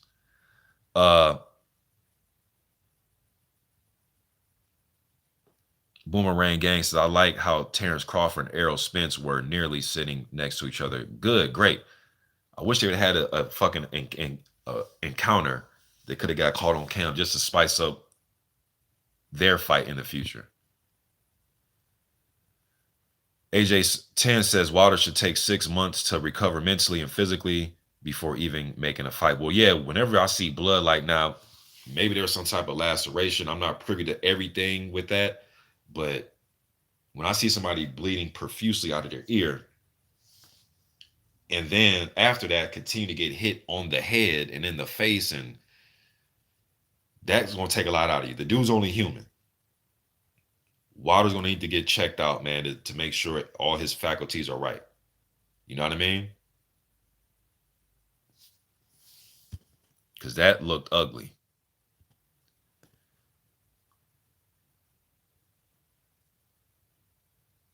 Easy Band says, how much weight did Ruiz gain? How much did Wilder and Fury gain? Why isn't anyone seeing that Wilder didn't take this serious just like Ruiz? This is what I'll say to that. And this just me staying consistent with things I've been saying, Easy Bands, and then I'll get into what you said. For starters, I've always said it's just me, and the world doesn't revolve around me, but my channel does. All right. But I've always said that Wilder should be fighting between 225 and 230. I've always thought he was coming in too light. That's just what I've always thought. And he has fought fights like that. The fight against Spilka, he's had a few fights where he came in at 228, 229, 226. I want to say was Areola. He's had a few fights like that. So I've always thought that. All right, we're back. In his 231, I didn't see any flab. I didn't see any fat hanging off or anything like that. Now, just because you don't see it in that type of way, still doesn't negate that it probably wasn't the proper weight that he should have been based on the activity, how quick he was moving. But bro, Tyson Fury made him look slow and was missing shots in the first fight when he was much lighter, and he still did it again. I just think it has a lot to do with Tyson Fury. I think he did take the fight serious. I think, and to me, when has Wilder not taken a fight serious? I just think it was just it's Tyson Fury, y'all. I just think Tyson Fury had a lot to do with last night. Easy Band says the cardio wasn't there, but I mean, was it not there because he was 231, or was it not there because he was getting hit flush in the face and in the head and bleeding out the ear? Would it have mattered if he was 215 pounds with blood coming out his ear last night? We don't know. Jupiter Beast says Wilder was slow, very very slow, and Tyson Fury has a ability to make you look very slow. But I just don't have no excuses, bro. I just can't muster myself up to make an excuse. I just can't do it, man. I know you're just asking my opinion about things, and we're just focusing on, but Tyson Fury's just a better fighter. I just don't have any excuses, man. I can't muster any out for Deontay Wilder. I just can't. Um,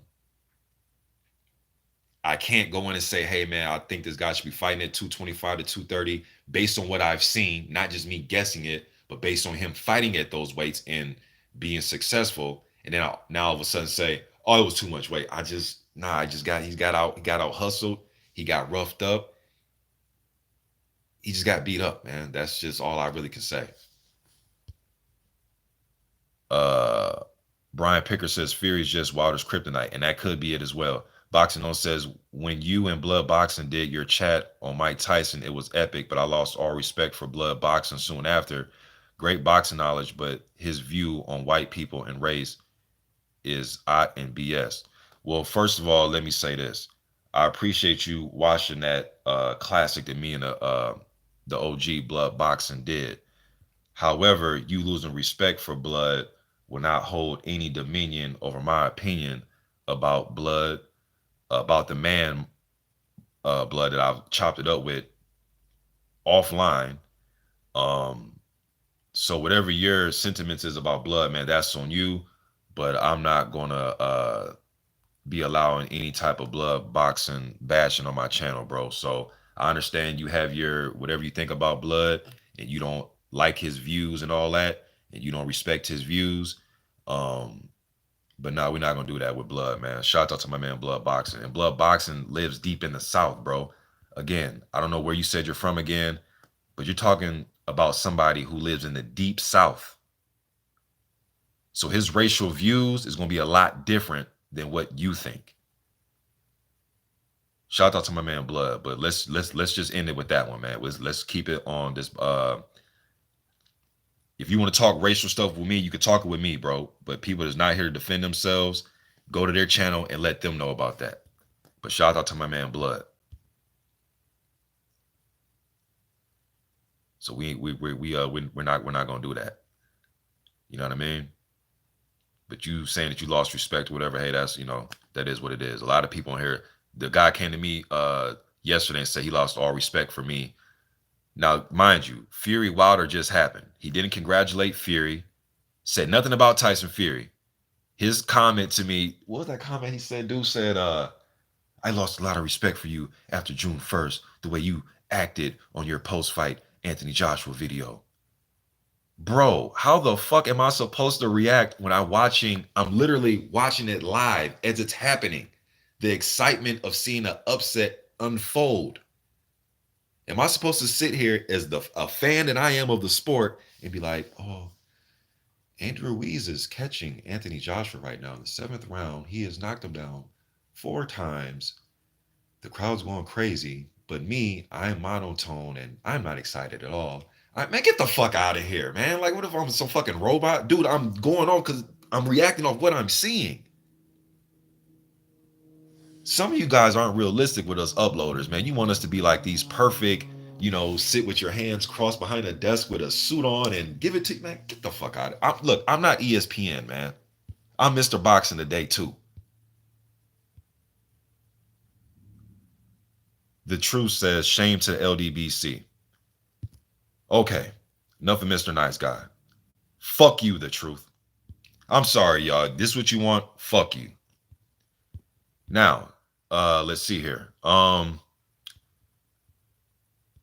Boomerang Gang says, at least now we can possibly see Undisputed in the heavyweight division between AJ and Fury. I've always said Undisputed is the motivation. So just because Wilder doesn't have the title now, it doesn't mean that I don't want to see Undisputed. I still want to see Undisputed.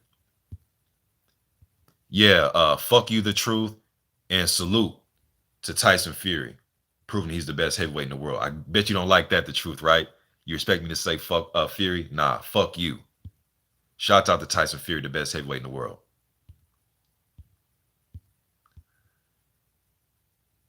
Yes, D Style. And D Style, they always do this, bro. They and D Style, you've been on here a couple years longer than me, bro.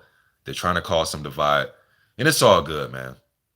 They just so excited right now, D Style. They don't know what to do. They don't know what to say. And mind you, D Style, a lot of these guys that's coming in being acting crazy, they're not even giving Tyson Fury his credit, bro. They're just so happy that Wilder lost. That's the sad thing about this. Give Tyson Fury his credit, man. Don't call Deontay Wilder a bum. He's not, because now you're taking away from Fury and his win. Your hate for Wilder is blinding you from giving Tyson Fury his credit.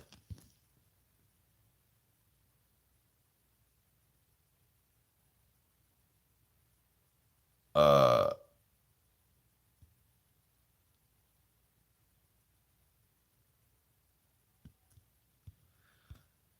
but let me see. One of the most unbiased people on YouTube. Trust me, I listen to them all. I appreciate that, Shala both man. I appreciate that. Bill Clinton. He says, I think we are all happy he beat AJ. Laugh out loud. Plus, AJ had been ducking Wilder for months. Uh, my man DOG 215 up in this thing. What's good, bro? But hey, DOG 215, I know you told him to chill, but now he came in here looking for that. And what's so funny, DOG 215, that's not even that dude's real account. That's what's crazy. If that dude could have came in his real account and just said, "Hey man, I told y'all Wilder was gonna get beat one of these, get beat, probably Tyson Fury. We can have a boxing talk." He didn't want to do that. He wanted to come in on troll mode. And it's the internet, so people gonna do that. Volcano, I appreciate that, bro.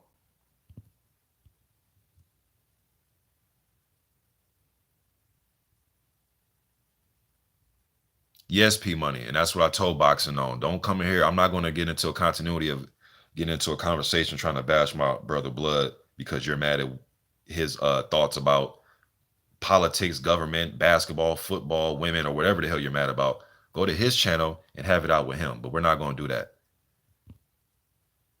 We're definitely not going to do that because I'm sure, yeah, we're not going to do that at all.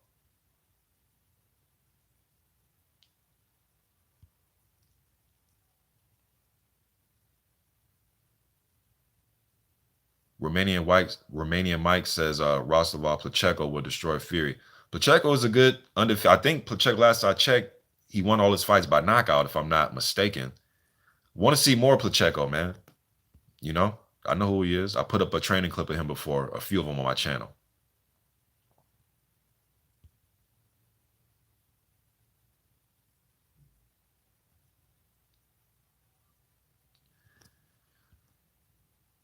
Look, y'all. Look, some of you are so happy that Wilder lost, man. You're going to look, man.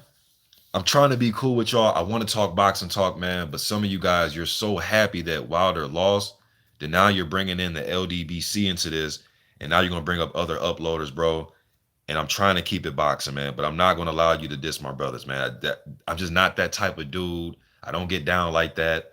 This is not gonna happen, man. If I rock with somebody, like I won't allow you to come on here and disrespect D Style, 78 Sports, Blood Boxing, P Money, BFTB. I'm not going to do it, man. So if that's what you want to do, go to their channels and have it out with them. This is not the safe haven, bro. This isn't a safe haven to try to go at people I'm cool with or the LDBC. This is not the safe haven for that, man. If you want to chop up boxing, let's chop up boxing. If you have it out with said uploader, go to their page. This is not, I'm going to block you, bro. And then you're going to go to other page and say, man, Mr. Boxing used to be fair. But when I said something about as a man, I'm telling you to go to that other man and tell him how you feel. Don't come to me telling me about another man. Just go to that person's channel, bro. I'm trying to be cool, man. Go to that other person's channel. Have it out with them, man. This isn't a safe haven. I'm trying to be cool with you, man. Go to their channels, bro. This had nothing to do with Wilder. This is me talking as a man. This is Julian talking, not Mr. Boxing. As a man, I'm telling you to go to that person's channel, bro, and have it out with them. All right, I can't say it enough, man. But we're not gonna do that. We're not gonna do that. And if you know the origins behind the LDBC, you would probably have more respect for it. But some of you probably still wouldn't. But we're not going to do that. So let's get back to just boxing, right? Is you see what I'm saying here? I'm trying to keep it boxing, but it always gets brought into something else because that's boxing. That's how it's always been. Uh, yeah, Jupiter B. And again, like Jupiter B. See, you want us to ignore it, just ignore it. I mean, or just not deal with the shit. My man, Legendary Top Cats up in this thing. What's good, bro? My man, Legendary Top Cats had me cracking up, man, with some of his stories he be telling me. Have me over there cracking up, man. Y'all go subscribe to my man Legendary Topcast. My man AJ up in here. What's good, AJ? Official AJ says anyone who's bashing other channels is getting timed out. No ifs, ands, or buts. Yeah, man, that's some whole shit, man. Especially dudes that I rock with. Like, I'm gonna let you come here and just diss people I rock with. Like, come on, man. I'll let the whole you lost respect for somebody thing, but we're not gonna get into name calling and all that type of thing, man. Go to that man's channel, let that man know how you feel. And let's not take the focus away. And my man Official AJ just brought it up. A great fight last night from Fury. You're taking away from Fury, man. JMJ 2121, what's good, bro?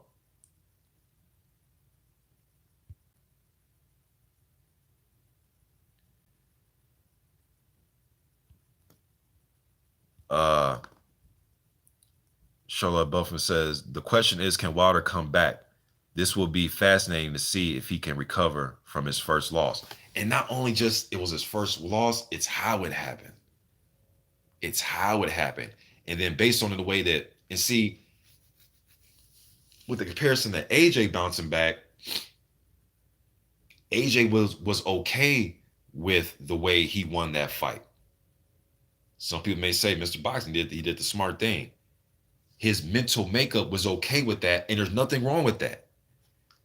Deontay Wilder seems as if his mental makeup is, I'm trying to knock a motherfucker out. I'm not about to go in there and try to coast with a decision to play it safe. I'm not saying what AJ did was wrong. I'm just saying I'm not sure that's Wilder's mental makeup to do that. Prior to June 1st, that was pretty much damn near AJ's mental makeup to go in there and bang you out and get you up out of there.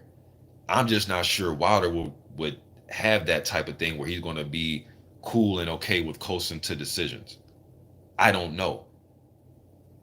A beating can probably make you do that. So we'll see. And it is fascinating. You're right. We will see. I just don't believe in my heart of hearts that that's his makeup. I think he's going to, I think Wilder's career will end unless it's some type of controversy with the decision because it went 12.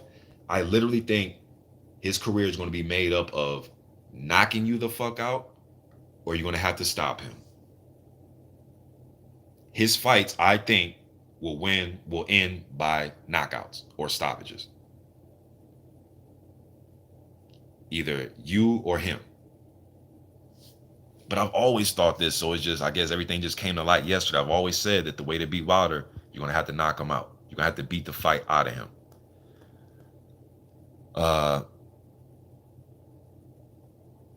Emmanuel Onyebuche says, AJ posted Wilder picture tag it Gladiator. Oh, he did? If that's true, hey, man, shout out to AJ, because to be fair, be honest, Wilder was not doing that shit for AJ when he lost. Now, we could sit here and debate how he lost and thinking that he, AJ quit Wilder. Then for AJ to do that, if that's true, Emmanuel, if he did do that, props to AJ for doing that. If he did do that. Still want to see him fight, though. You say check his Instagram page. All right, I'll check it when I'm done off here, man.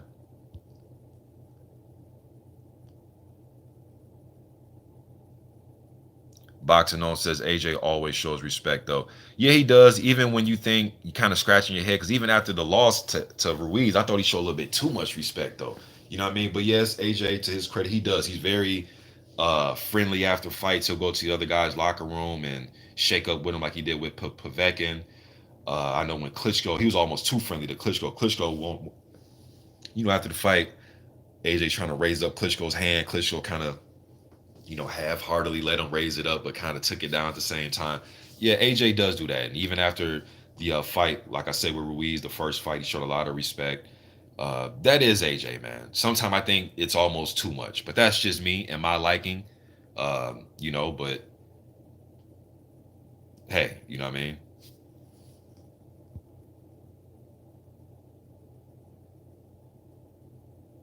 Somebody said Fury had a Nigerian flag gum shield. I'm not sure if that's true or not. I don't recall that. I don't. Did he? I'm not sure.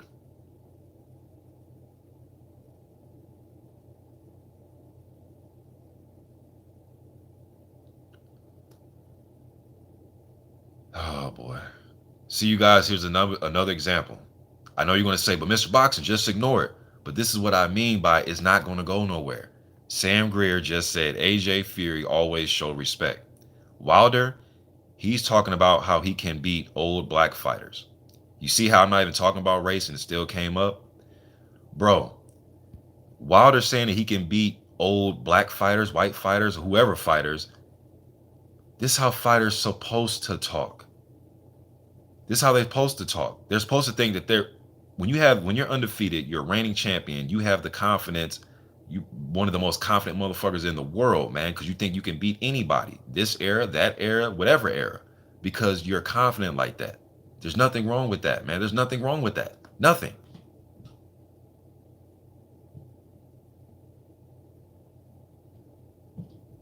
Tyson Fury was saying he was the king when he was out weighing 400 pounds. Why? Because his mental makeup wouldn't allow him to think nothing different. Even though he was depressed, and we can look at it as being contradictory because it's like, how the fuck can you think you're the king of anything? Look like you're the king of the dinner table, but his mind would not allow him to not think he's not the king. Why? Because these motherfuckers are special and crazy and courageous as fighters, man. And Wilder also shows respect. He went over even after the first fight. He shook, he did the little hand hold and handshake thing to Fury, bowed to him to give him respect. After last night, he went and did the same thing, bowed to him, the little partial head bow to respect that man. What respect do you want him to show more? Get on his knees, bootlick, juck and jive, cut a jig? Knock it off, man. This dude's always humble, man. Yes, he has that side of bomb squad and uh that part of him because that's the fighter in him. But I've also seen him speak kindly, speak to the youth, walk the streets of Chicago a couple years ago about the gun violence and walk amongst the people and show some humbleness and respect. I've seen that side, man.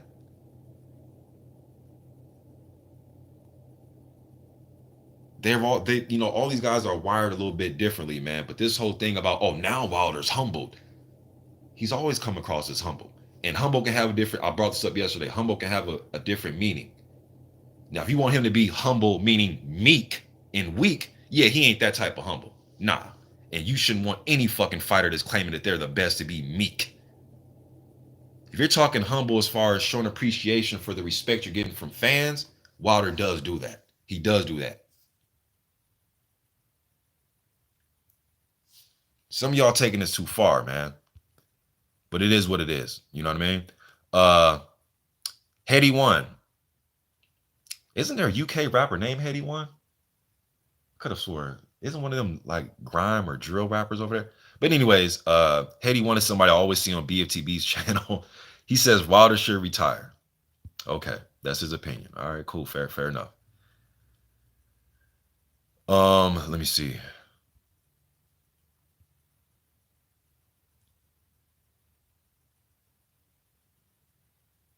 Easy bands, bro. Oh, I don't know. Maybe you're not talking to me. I don't know.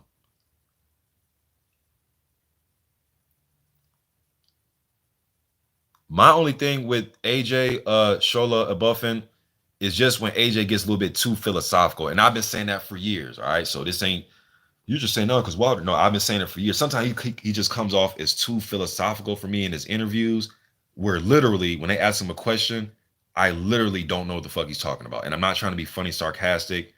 Yes, I can comprehend things. All right. But there's sometimes AJ goes on these long soliloquies, man, where I'm just like, what is he talking about? Like I just get confused with AJ sometimes because he comes off so philosophical where it's like, AJ, bro, you're making this just way too long-winded, man. Like, you know what I mean? So, uh, but I like AJ.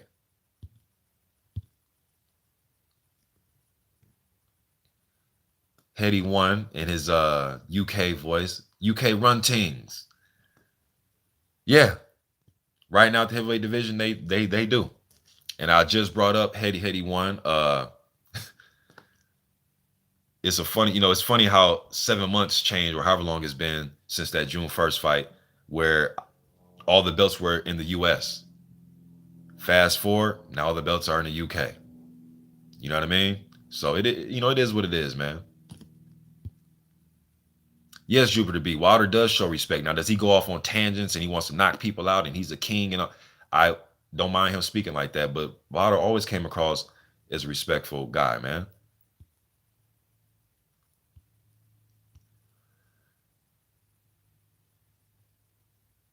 And he has an immense, and my man DOG215 just brought it up. He has a immense, uncanny, or I'm sorry, uncanny, immense way of showing his self respect, or his I'm sorry, his self confidence. Man, he's just had this belief in himself, where I think his belief comes across as to some people, his belief in himself, it gets people.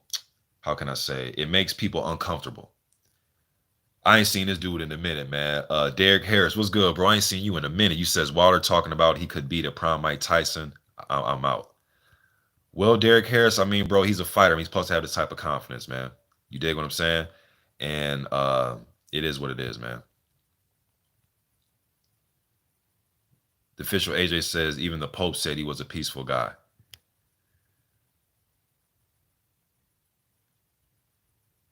Let me see here. Sam Greer said it's at Mr. Box today. Pillow fist question mark. Everybody's coming to watch me. I'm not sure what you're saying. What, him calling Fury pillow fist? Okay, and Fury says some things, even though Fury was respectful for him in the build-up, he also said some things about Wilder. So am I going to sit here and nitpick about Tyson Fury talking mean to Deontay? Come on, bro. So, bro,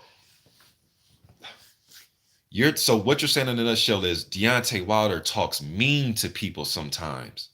Come on, man. Like, there's gonna be some shit talking, and then there's gonna be some times where they're gonna respect each other at the end.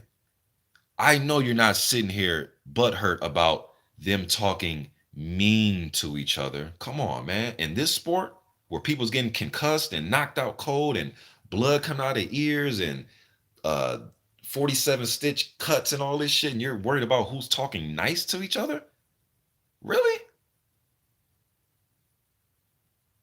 Sometimes I don't think I was built for this era, man. I think I should have been in my approaching 40 back in the 70s or something, man. Cause this ain't my era, man. There's too much soft shit going around, man.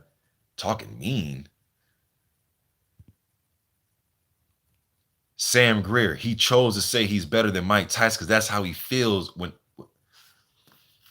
I don't get it, man. I don't look, there's some okay. All right, look, bro.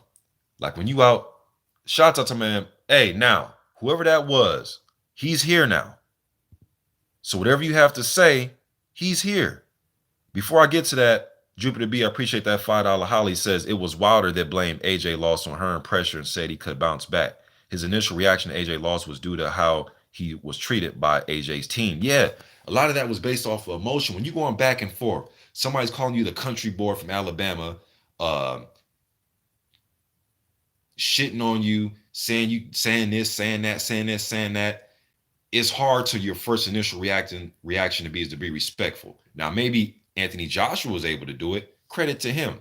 But Deontay Wilder did say that the guy could bounce back and he wants to see him back, things like that.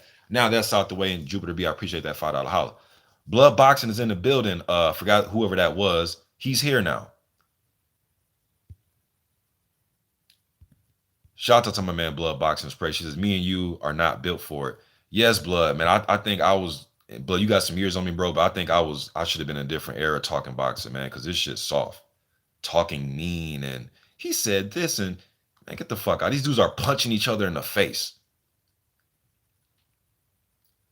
Haiti once says, when you say a man has pillow fists and then you get battered for 7 rounds, you can't live that down. Okay. Okay. Bro. I mean, Arthur Spilka said Deontay Wilder doesn't punch hard. Arthur Spilka said that. You get what I'm saying here? It's like, bro, they're gonna talk shit, man. They're gonna talk shit. If he act, you say if he activates the rematch clause, his career would definitely be over. Well, I guess we have to sit back and see. And just because you lose a trilogy doesn't mean your career is gonna be over. I will say it depends on if he is to lose the next fight, if he exercises rematch clause and he loses, it's how does he lose? If it's some devastating, just beat down of the beat downs. If it put it like this, if it's worse than this one, we're gonna have to do some sit back and see where Wilder goes. You know what I mean? I will say that. Uh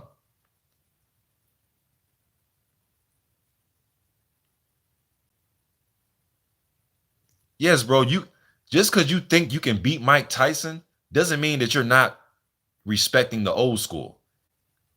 You know what I mean? That doesn't mean he's disrespecting the old school because he think he can beat Mike Tyson. Come on, man. Like this is man. Come on, man. Y'all being soft now, man. This is some soft shit, man. This is soft. I'm sorry, man. I'm just saying the topics we're talking about, they just come across as soft to me.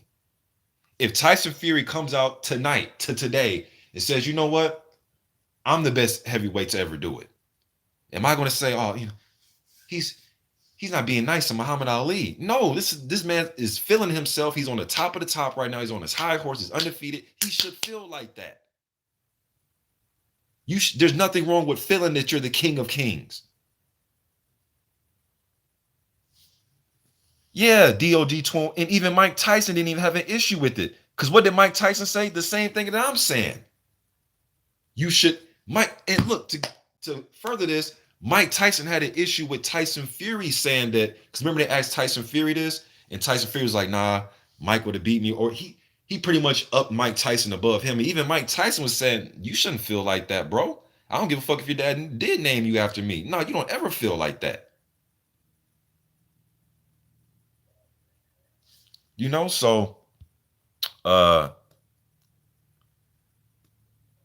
Keith Robinson says his favorite fighters are all old Alabama champions. Yeah, AJ 10. If you're a heavyweight champion, why would you say I would lose against the guys in the 80s? Hey, I'm good for my era, but in the 80s, I think I would have lost. Man, come on, man. I don't want to hear my champion sign. Look, I don't want my champion to be that humble. I'm sorry. Now, if you say, hey man, we can't compare eras, I'm not sure, but I'm putting my money on myself. But man, just say, hey, I'm bowing down completely. I would lose. Some man, nah, hell no. Uh-uh. I just don't want to hear that. And Tyson Fury has said things of that along those lines that I'm the best in so many different ways. You know what I mean? So he just isn't just completely just elevating everybody above him. Uh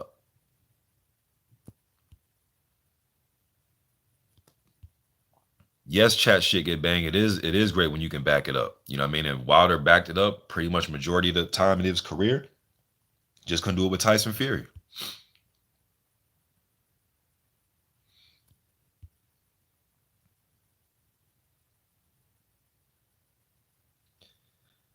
Hey, Jupiter B, the way Sam Greer is responding, bro, I'm sure he can give two fucks less the way they trash Wilder humble background.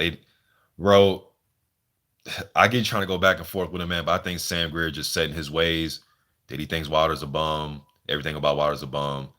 It is what it is, man. The guy just seems set in his ways. I can just by reading the comments, he just seems set in his ways.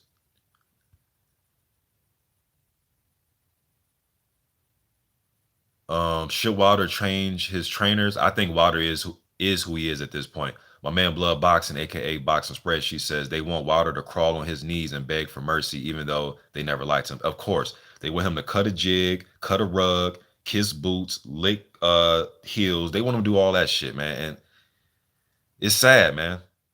The shit's sad. The man went to the man, embraced his hand, and gave him the bow. Fighters know, not trolls and comment sections, but fighters know when you get that hand clap, that little slight bow, after everything y'all done said to each other, after trying to knock each other's heads off, after blood coming out of ears, after both fights, all the knockdowns, that's respect. You don't need to say nothing. That's respect right there. You don't, there's nothing to say. I mean, what do you want the dude to do, man? Say, I'm sorry for being mean to you? Get the fuck out of here, man. This is this new soft shit, man. I'm sorry. I should have never said that you're. I should have never trash talked you. Come on, y'all, man. We sounding soft, man. We sounding hella soft right now. Hella soft. I'm sorry for being mean to you in the build up. What the fuck, man?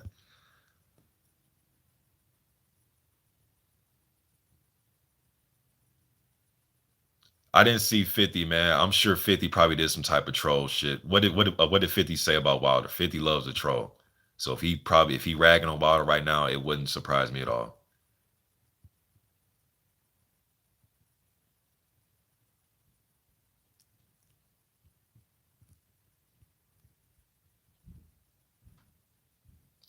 AJ 10 says, did anyone feel the fight was competitive before the eardrum was busted? I'm gonna be honest with you, bro. No. I thought I thought Fury was handling Wilder from the get go. You could, in my opinion, you could probably debate the first round, but nah, I thought Fury was dominating, man. I'm not even gonna hold you. Haiti one says Styles make fights. Fury versus AJ will be an absolute war. I think it will be. And well, really depends on what AJ shows up. If it's this back foot guy, I'm gonna stay away and just try to close to a decision guy. It may be a one-sided Tyson Fury victory. If it's a AJ is going to sit down and throw punches and show us some the old AJ, along with probably trying to use what he did in the Ruiz fight. Now you get close enough to AJ and you create that separation. I do believe AJ will fire back. You know what I mean? And Tyson Fury just is not just out of harm's way. You know what I mean? You still got to worry about some oncoming bombs from Anthony Joshua. You know what I mean? So let's not get that disputed or confused.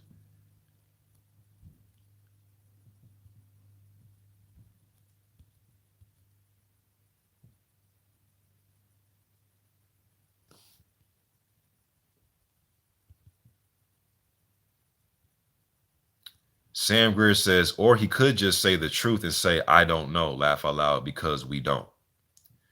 So when they ask, man, I'm not even gonna respond to you, Sam Greer. Sam Greer, bro, look, man, it is what it is, man. I'm not gonna just it's fuck it, man. I don't care.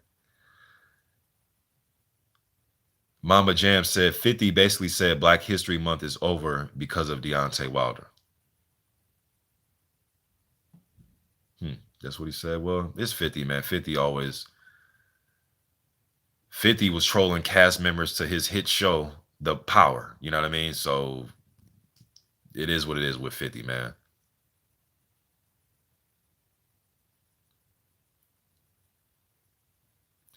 Haiti One says, thing is, AJ can switch it up.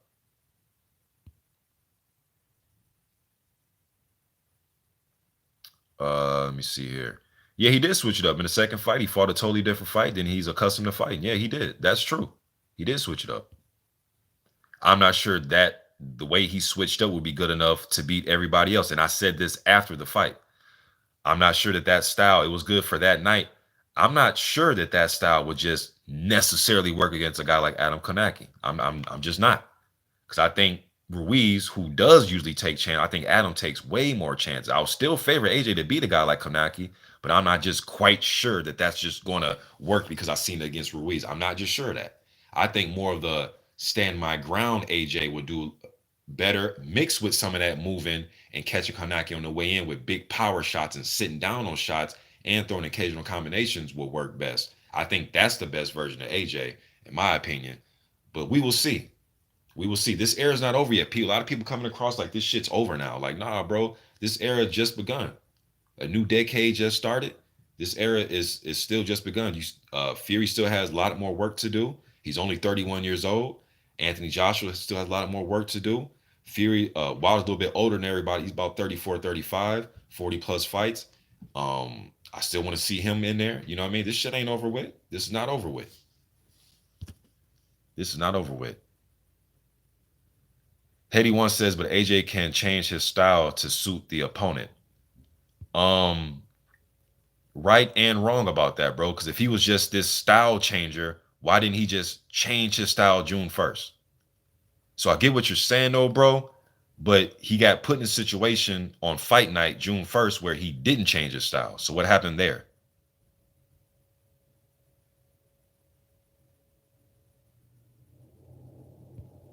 Why didn't he just change it right then and there?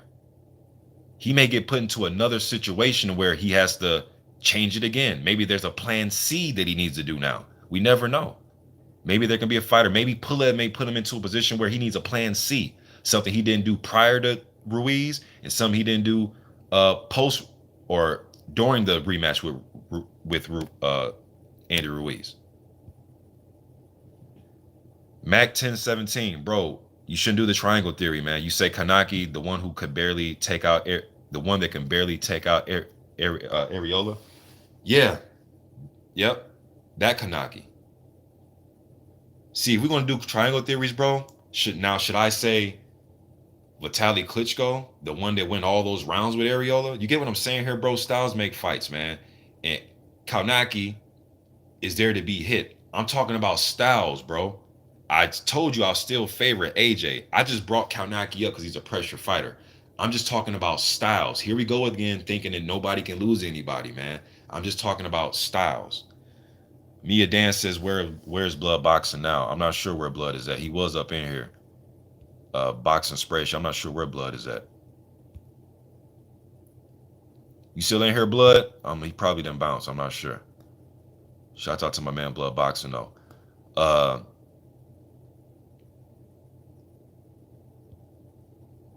You said, but unlike Wilder, AJ can adapt.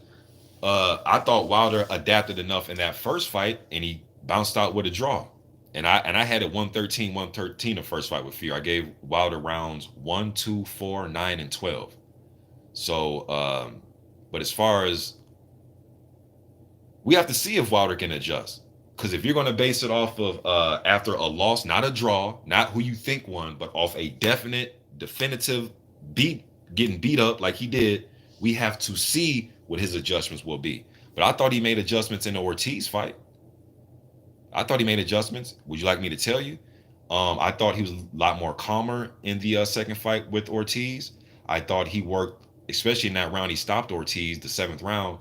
He tricked and manipulated Ortiz into thinking that everything was cool because he started to work that left hook, he was working the left hook to the body. He kind of corralled Ortiz into a straight right hand.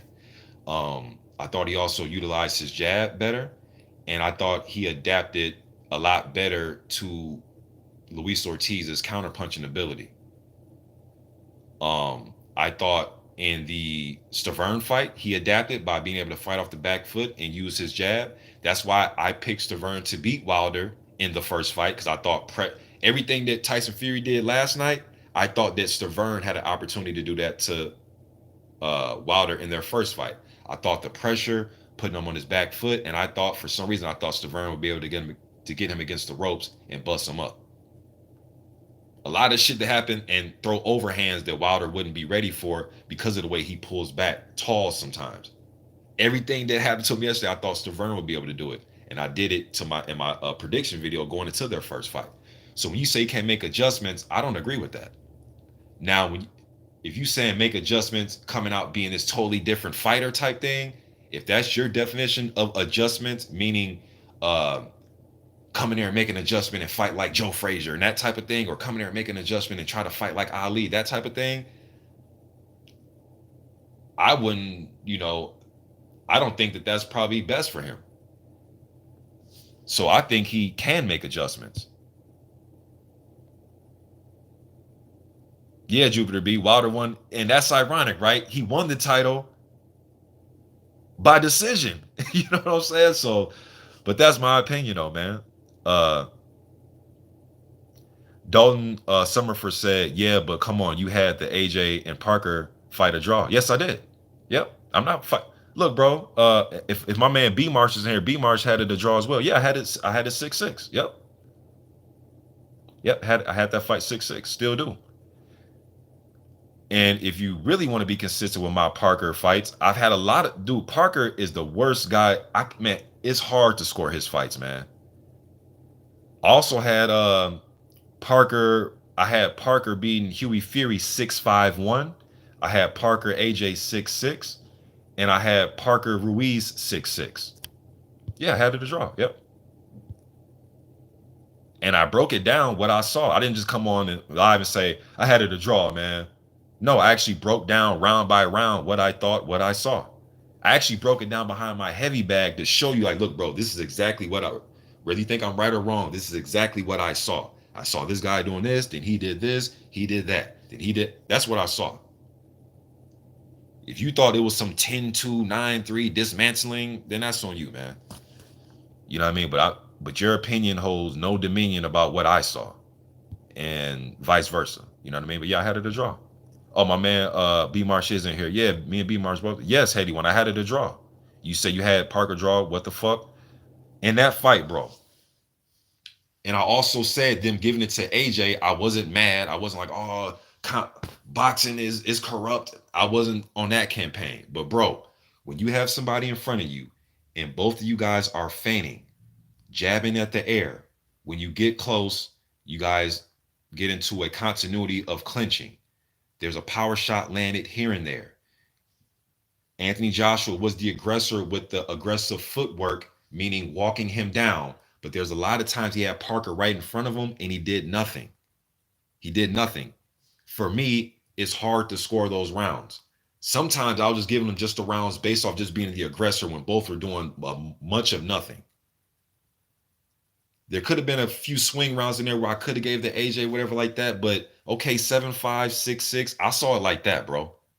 Being honest, it is no hate. And I broke down the fight literally behind my you can go to my playlist and go to my playlist and watch the Joshua Parker, if you have time or if you care to even look at it, Joshua Parker post fight.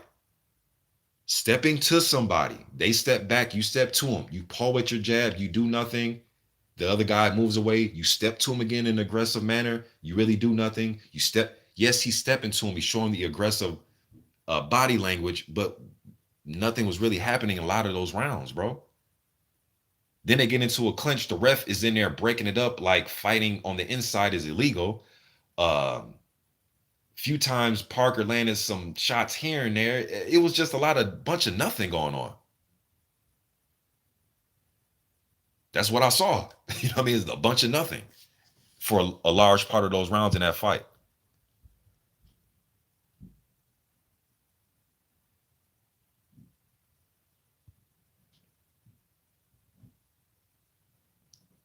Let me see here.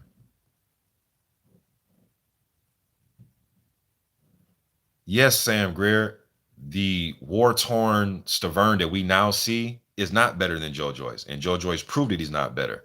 I'm talking about the 2014, 2015 Stavern, bro. And I know in hindsight, it's easy to say, what? You thought Stavern can be Wilder? Ha, ha.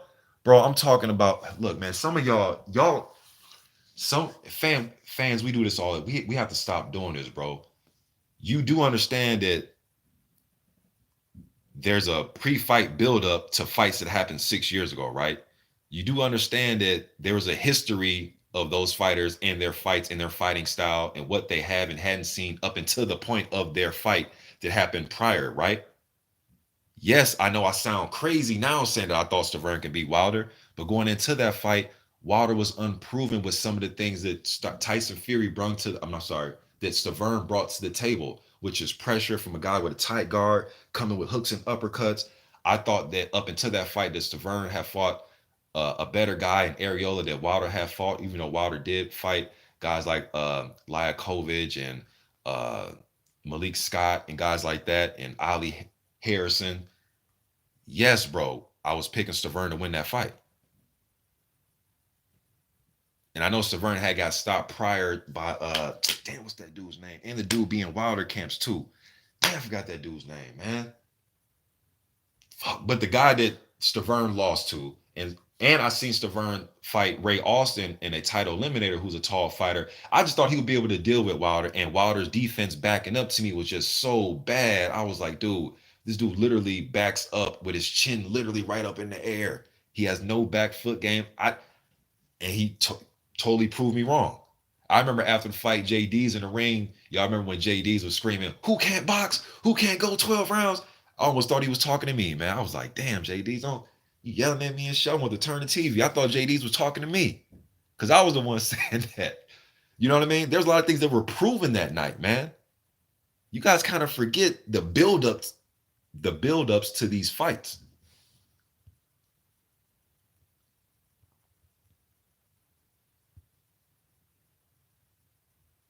No, Haiti won. He did not win his title trying to KO Stavern. He won it off the back foot. He tries to KO everybody, but once he saw that that wasn't happening, he was moving, sticking and moving, sticking and moving. Yes, he wasn't sticking and moving the way Tyson Fury would like to stick and move, or the way Larry Holmes would like to stick and move, or the way Chris Burke, or your traditional outboxer, but he was moving back, catching them on the way in, turning them, throwing that left hook and then turning off the left hook. Please tell me that you're just gonna sit here and just ignore that happened, bro. Come on, man. So when you say no, he didn't, no, yes, he did, because it was a decision victory. It wasn't a KO. Whether he was trying to or not, he won it off the back foot by decision, peppering him.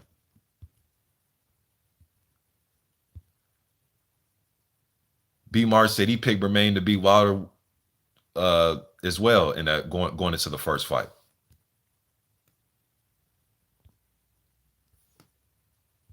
And for those of you that did pick Wilder to beat Stavern going into the first fight, shit, good pick. I mean, what do you want me to say? Good pick, shit. You know what I mean? I didn't, based on everything that I said. My shit comes with logic, man.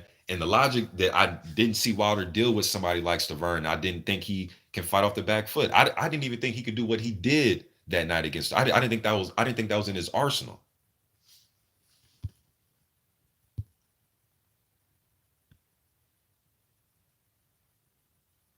Ridian Smith says, "What would be my advice for Wilder going forward?" Well, first, man, first and foremost, get some brain scans, bro. Get some, because this bleeding out your ear shit, man. I just, I want to see all, and I've said this before, man. I want to see these fighters go home to their family. I know we like to see blood. I know I'm a boxing fan for over 34 years. But at the same time, man, whether it's AJ, Wilder, whoever it is, man, I want to see all these dudes go home to their families, regardless of what rivalry we have here online. Yes, Demetrius King, Rory Tabori, that's his name. The stopped Stavern on his feet, and that was a questionable stoppage too. But anyways, remember he stopped him against the ropes, but he was getting caught. But my advice would make sure you're healthy, man. I think Wilder's at a point in his career where he don't want no tune-ups. I don't think he's a tune-up guy.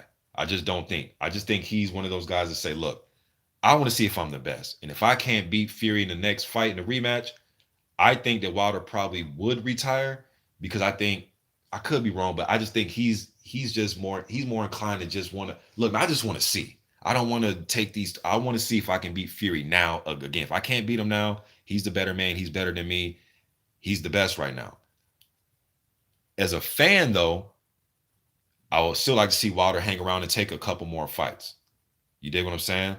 But I want to, I would like to see Undisputed. I got to rephrase this all. If you're asking me, Mr. Box, if you ran boxing, what do you want to see? Nothing has changed. Nothing has changed since I made my channel in 2010. Undisputed is the motivation. Okay. So I want to see Fury versus AJ, undisputed. Okay. AJ has Pulev. If that doesn't happen, and let's say, I'm not sure what Fury's going. I'm not sure if he's going to take a voluntary. I'm not sure what. I know he came out with the guys that he would like to fight his last 3 fights. He fucking threw Derek Chisora in there. I don't want to see a third Derek Chisora fight, man. But Dillian White get his title shot.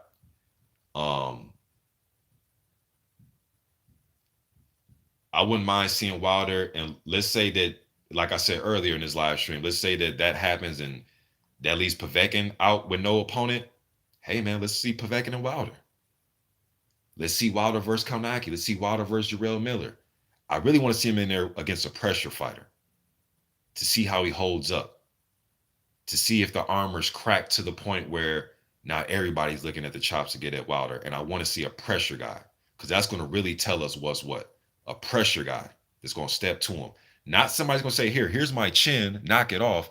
Somebody's going to try to get to his body, get him against the ropes, do everything that a lot of us were saying, including me, that we thought that the style to beat Wilder, which is fight him. I agree, Blood. Even a guy like Chisora, and I know, but Mr. Box, you just said you don't want to see Chisora fight. Yeah, I don't want to see him fight Fury. But Fury would be another one. I'm sorry. Chisora would be another one. You know what I mean?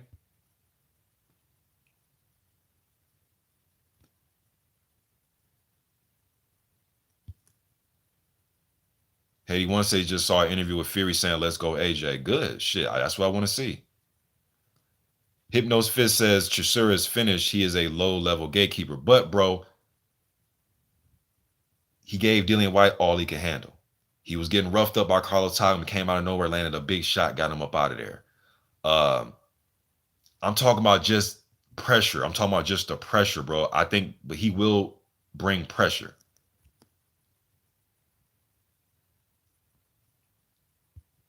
My man Blood Boxing Spreadsheet says, I don't want Chisora to fight Fury. They already fought twice. Yeah, I don't really want to see that again. I'm not sure if Fury was just saying that just to get Chisora's name back out there. I'm not sure why he said that because I definitely don't want to see him fight them again. Iceman Cometh says Fury beats Wilder. AJ beats Fury. Wilder beats AJ. Reminds me of Foreman, Ali, Frazier. Yeah, it could be that type of thing going on. Dalton Summerford says Crawford's going to take the belt. I think Crawford, to me, in my opinion, is the best welterweight, but that's a different topic. You know what I mean?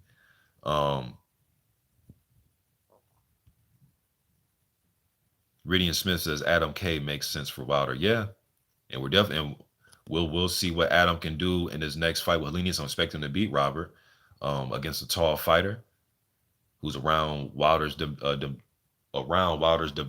as far as height and things like that. We're gonna see.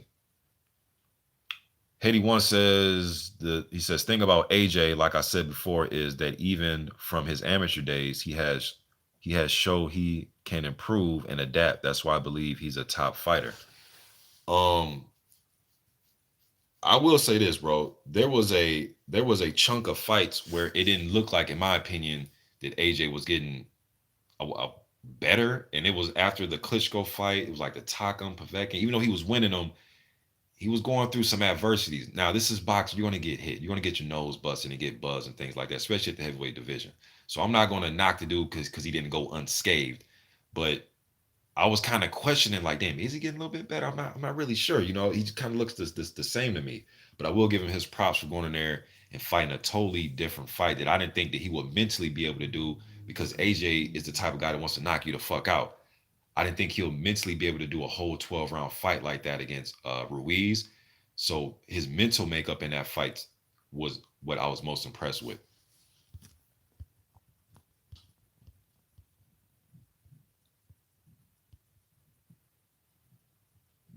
Yes, AJ10. I'm going back up reading comments. Yes, AJ10. He says people need to look at fights in context in the times they were made. Yes, it's easy to look at a fight now and say, oh man, this, that, and the third. It's like, but bro, were you around then? I mean, were you there 2-3 years prior to the fight, watching what happened between this and that, negotiations and a loss here and loss here that hindered the? I mean, there's a lot of things that go into the fight. Yes, the end result is the fight, but there's things that go into that fight to go into that situation, man. Hetty once says, certain people built Wilder up to being this unbeatable beast, but most knowledgeable boxing observers knew that beatdown was inevitable. Well, you don't have to be a knowledgeable boxing observer. Only thing you got to do is just know the history of the sport, that everybody loses eventually. Yes, I know Rocky Marciano and Floyd Mayweather and What was the Mexican cat that went 51-50? What was that cat's name? The cat that went 51-0 with the one draw. I can't, man. I can see his face. I can't just remember his damn name. But yeah, I mean, yeah, there are some guys here and there, but nobody was building Wilder up, man. If anything, Wilder built himself up. 10 consecutive title defensive successfully with a 97% knockout percentage, man. I mean, I don't think nobody was building him up. Uh,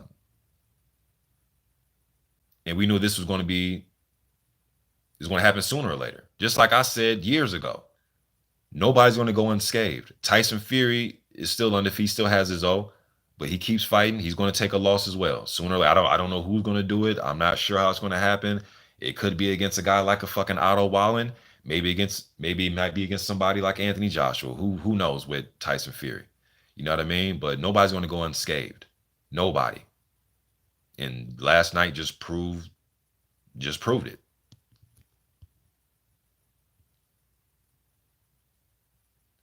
Ridian Smith says he never really thought much of Stavern. Uh, let me see here. Hop back down. Jupiter B says Wilder made his own reputation.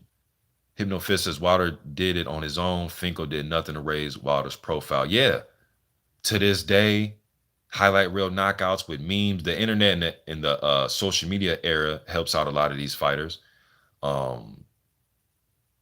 Yelling bomb squad. I mean, he did his own things to market himself, man. You know what I mean?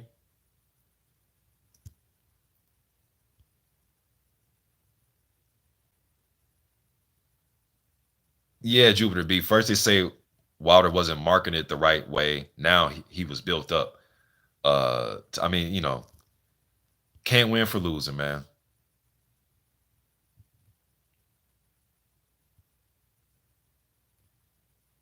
Here we go.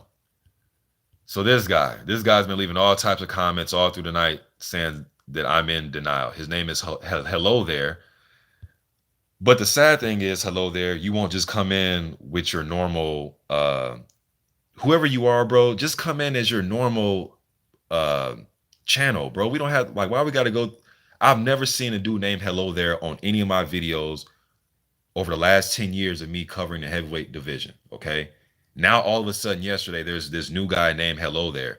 Whatever your real name is, bro, just come in under that and then let's just chop it up. This shit's childish. I'm upset that Deontay Wilder lost because I wanted Deontay Wilder to win and I wanted him to try to reach that 50-0. I'm happy for Tyson Fury proving that he's the best fighter coming over here, not making excuses and fighting Wilder over here and coming over here and doing his fucking thing last night. You're trying to come over here. What you want to do is try to get me into some type of continuity of going back and forth with you, bro. But that's not going to happen. You say I'm mad. Okay, Hello There. And you were mad June 1st as well, right? You were mad June 1st. You say Wilder was exposed. Again, only thing that was exposed to me last night was Tyson Fury exposing what great fighter that he is. You've yet to come in here and give Tyson Fury his props because you're so happy that Deontay Wilder lost. Hello There. Just come in as your normal. I'll probably respect what you say more if you just come in under your real name. Instead of making up accounts to come in to talk shit to me. It's just crazy. Give Fury his credit. Just give Fury his credit.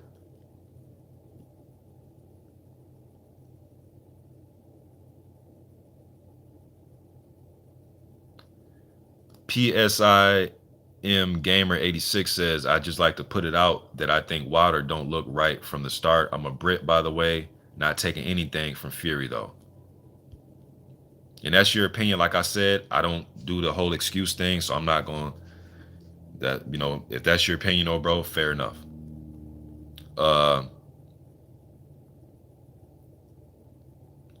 Yeah, blood, they're not, man. They're not.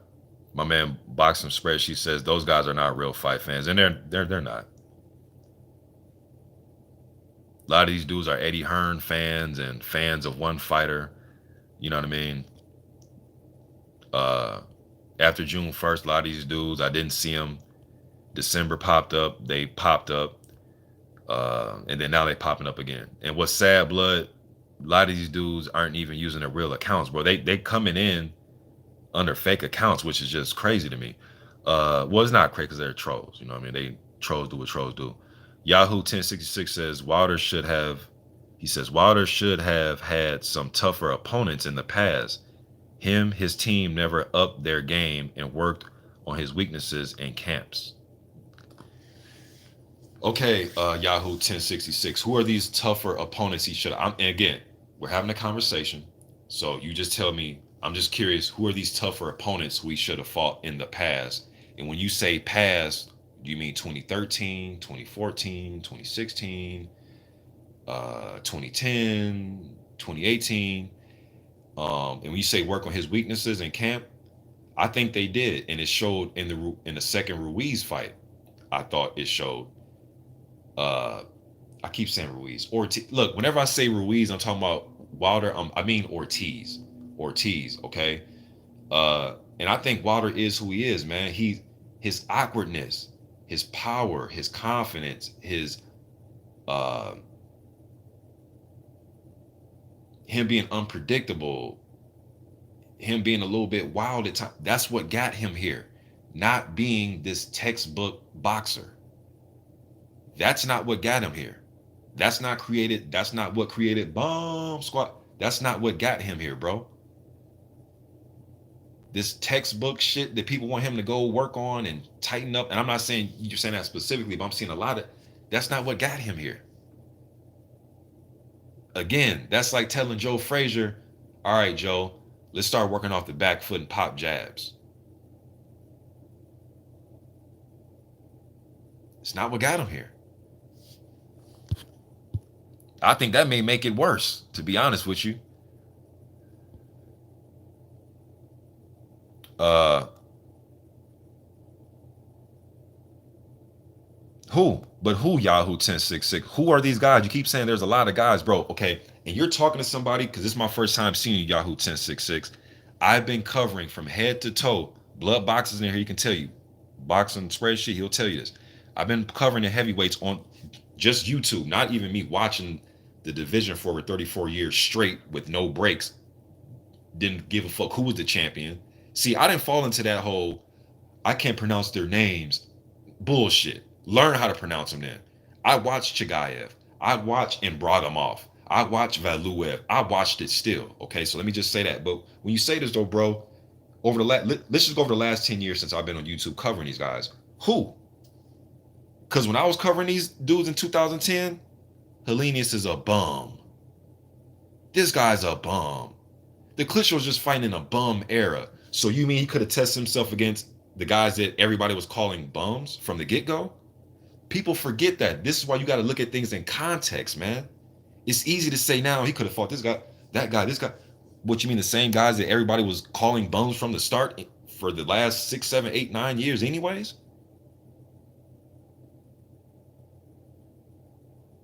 And a lot of these guys are playing ring around the rosy with like opponents. You get what I'm saying? So when you say this, bro, who exactly are you talking about? I'm confused with who exactly you're talking about.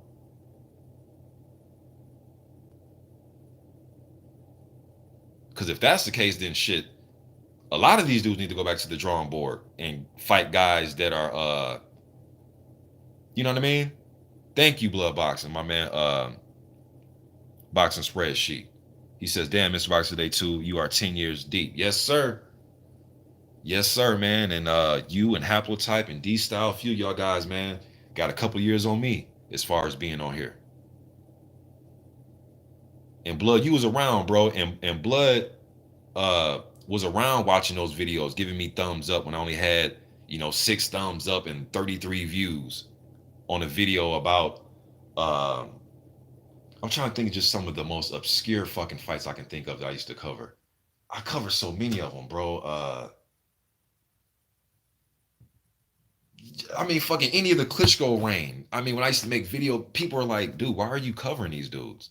Or who is this dude? Or why? Or this dude's a bum. So who are these dudes that he's supposed to have been fighting? I'm confused. Francisco Pianata? Who? Tell me, y'all. Look, I'm seeing the comments come in, but I'm seeing no names. Who? He could have fought Klitschko, White, Povetkin, and Parker. Heady won, though, bro. And I know you've been following this, bro. Heady won. Come on. And I broke this down earlier. Look, bro. Heady won. It takes two to tango, my G. Like, Parker has to want to get in the ring, too, bro. Parker chose to fight AJ. His people came out and said, Parker's not going to fight.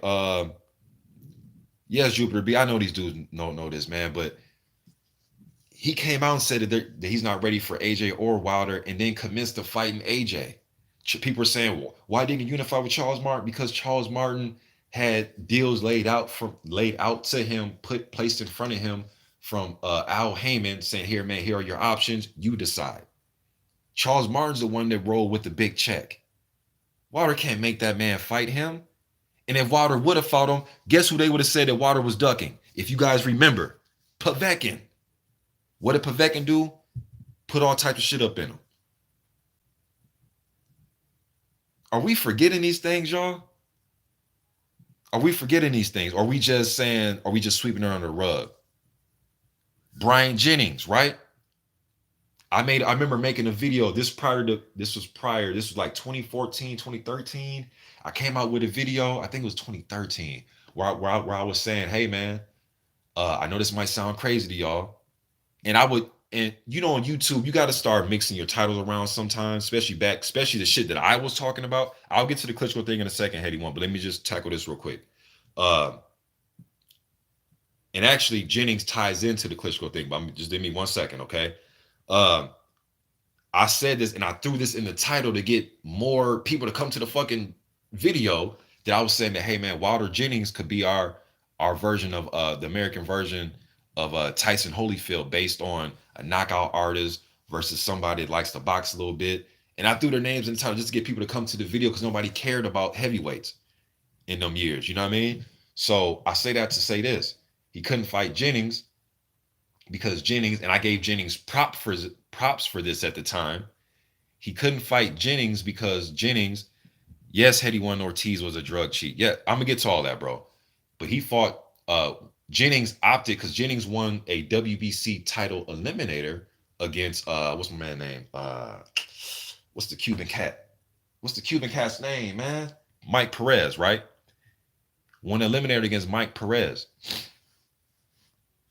He was next in line to fight Stavern Wilder winner, right? He opted, and I gave him props for this. He started negotiating November 2014 with Vladimir Klitschko. I didn't look at that as, oh, you're ducking Deontay Wilder. Again, you have to look at things in context and to when they were happening. I said, you know what? Props to Jennings. Instead of trying to pick up this little vacant title and all that shit, props, or not the vacant title, or just fight stuff. Instead of fighting Stavern Wilder winner, I thought it would have been better for Jennings to take on the guy that was looked at as the creme de la creme at the time, which was Vladimir Klitschko. I didn't look at that as, oh, you're ducking the Wilder Stavern winner. I looked at it as somebody wanting to get in there and fight the best, and that was Klitschko. And my prediction was Klitschko by decapitation, and that didn't happen. He went 12 rounds, and after that fight, I said, damn, man, Klitschko looked kind of haggard. Whoever his next opponent is, I think this is the right, he's ripe for the picking. And guess what? He lost later on that year to Tyson Fury. Now, to get what you're talking about, Heady One, why didn't Wilder fight Klitschko? Yes, Heady One, White's been trying to fight Wilder for years. Facts. And Wilder was trying to fight AJ during those years that White wanted to fight him. Facts. Why didn't he fight Klitschko?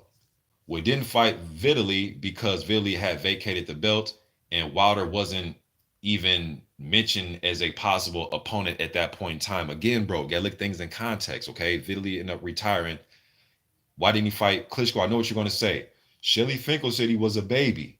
Yeah, Shelly Finkel said that. Deontay Wilder didn't say, yeah, guys, and Shelly Finkel's right. I am a baby. He didn't say that, bro. Okay? 2015 was a key year, right? I actually criticized Wilder. I remember the video, and I still have it up on my old page. I criticized Wilder because I was looking at Wilder like, bro, because this one Wilder was saying that I will fight Klitschko, but he has to come over here. And I'm thinking like, bro, you just won a title from Stavern. I doubted you. You won, but you trying to call shots already? I was kind of confused. Like, damn, Deontay, you trying to call shots already, bro? Like, you're still pretty unproven here. And Klitschko's a long reigning champion. However, Wilder won the title 2015, right? January 2015. Jennings Klitschko was negotiated and made November of 2014. Going into 2015 is when the fight happened, early 2015, but they got to sign it, negotiate it. Prior to that, you just don't make the fight, and a week later you fight. So Klitschko's vision was already on Jennings from 2014 before Wilder fought for the title and beat Stavern. Then post-fight press conference. I'm not making it up. I'm not putting words in nobody's mouth. Post-fight press conference to Klitschko Jennings.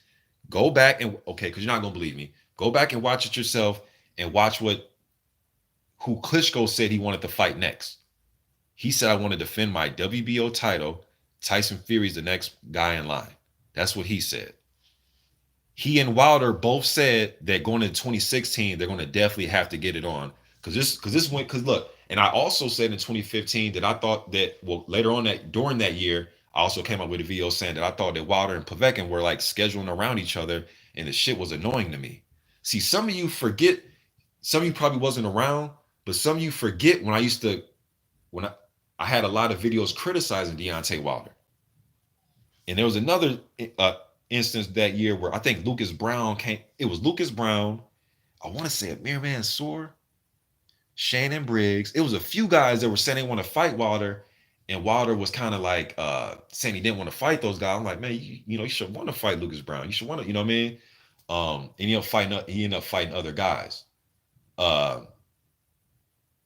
So if there's any year where I was kind of like, it was that 2015 year when he first wanted to fight. But Klitschko had other things that he wanted to do, bro. You know what I mean? Dalton Summerfield says the successful title defense ended when he got a draw. But he still retained his title. Yes, he did get the draw. He didn't get a win, but he still retained his title. So he retained his title 10 times in a row. You said, Sam Greer says, I remember you saying Wilder wasn't a good boxer way back, and you were right. Yeah, I always said that Wilder wasn't a good technical, the fundamentals they teach you in the first day of boxing class. Yeah, he's never had that. He's never had that.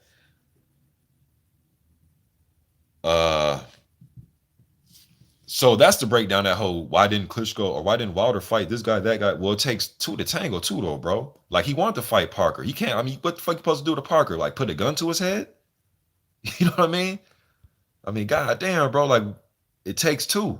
We supposed to just put a gun to Martin's head and say, hey, motherfucker, you gonna fight me in this unification? And I know the rebuttal. Well, Al Heyman should have done what he did. Present the best monetary, and you can add in legacy type of fights to his fighter. Lay them all out on the line. Here, his fighter A, B, C, D, however many fighters he presented. Here's the money. Here's the network. The legacy, whatever. Here's the ranking of the guy. Here, it's on you now. You pick who you want to fight. If it's Wilder, that's great for us. It's great for the, it's great. Martin didn't want that, man. So it takes two, man. Parker was ringside for Wilder. My man B-Mar says Parker was ringside for Wilder versus Gerald Washington, Alabama. Yes, he was. And I will say he was mainly there to support, because Kevin Berry was training Izzy Ogono. This one, Izzy was with Parker and those guys. And he was there really to show some support for Izzy and his trainer. He was there to show support. He was there to show support for his stablemate and his trainer. He wasn't really there to try to get it on with Wilder. And that's just the honest truth, y'all. And if y'all don't see that, man, you're taking the shit too far. You know what I mean?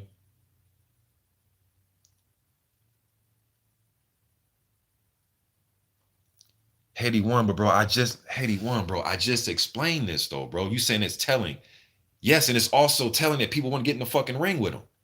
Except if you want to give Fury credit to this lineal thing, but that isn't that's a different story. But I understand what you're saying with another title holder. But bro, so Hetty won. So Martin had nuts. So isn't it telling that Martin didn't want to get in the ring with him? Isn't it telling that Parker didn't want to get in the ring with him? Aren't those things telling as well? And he didn't have time to get in there with Fury because Fury negotiated November 2014 with Jennings before Wilder won the title. Fought Jennings, I believe it was April 2015. Correct me if I'm wrong. And then the Fury fight was supposed to take place, what, a month or two before it actually took place? So when did he have the time? I'm just being honest, bro. When did he have the time?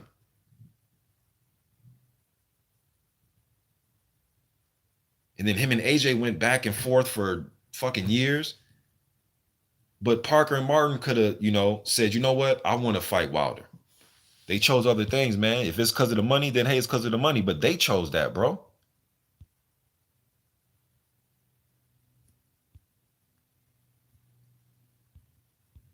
It takes two to tango, man. My man Blood says, or my man Box Express, she says, I can't wait to see the bullshit they're going to create in the build up to Fury versus AJ.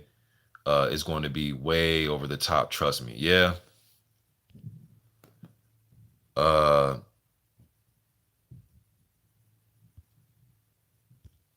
Ooh, hold on. Let me see. Ridian Smith says, I feel like Wilder could have chinned Vlad. It's a shame.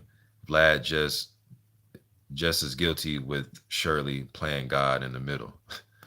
Let me see.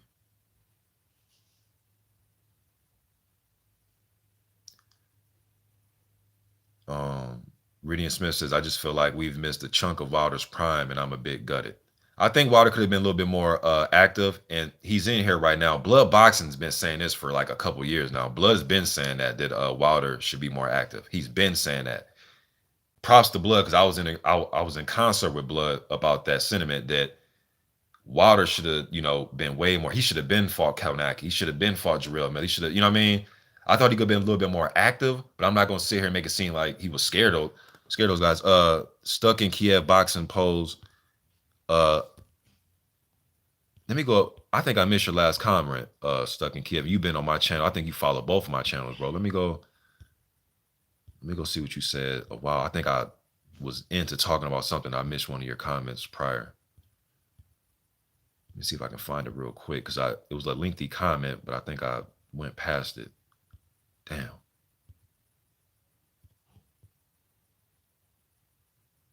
Fuck.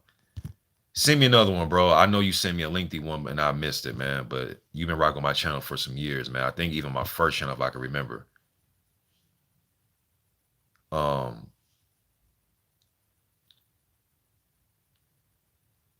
DOG215 says Pulev got deported. Boxing conversation with Reggie Owens reported on it.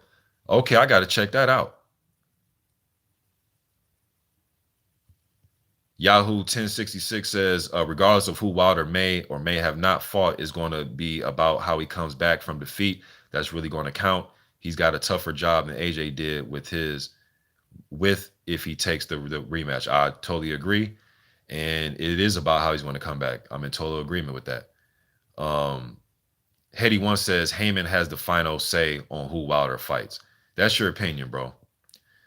The boxing spreadsheet says Fury needs to drop the lineal claim. He is not connected to John L. Sullivan.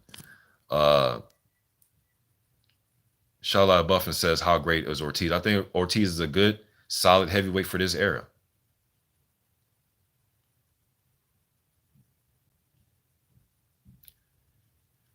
Shala Buffin says, Wilder needs to avenge his loss to claim greatness in the division. I always think that you should try to revenge your loss, especially if you come off of being undefeated. Also, I think that as well.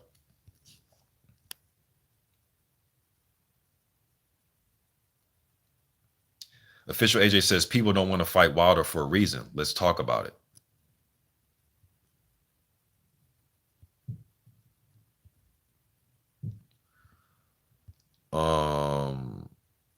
Ridian Smith says Wilder wasn't scared of anyone. He's a dog, no quit, plenty of punch and athletic. I agree. Radiant Smith says doubt Pulev cares. He's not going to fight AJ in the USA. And then I thought I heard it was some place they were talking about Pulev or there was a venue and a place they were talking about where this fight could be held. I forgot what country that they were saying. Turkey, yeah, it was Turkey, Istanbul. So I'm not sure, man. Um, Real Boxing Talk 101 says I think Wilder should get Buddy McGirt in his corner.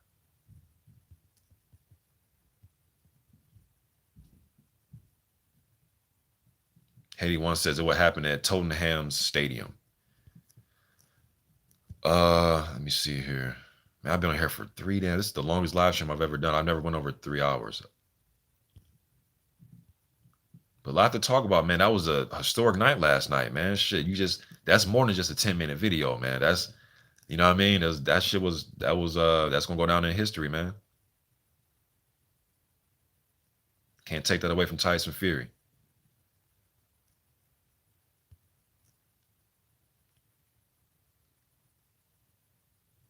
I covered so much in these 3 hours, man. So I'm getting kind of repetitive. So I'm gonna see if anybody got anything really new to talk about. But I pretty much covered everything, man.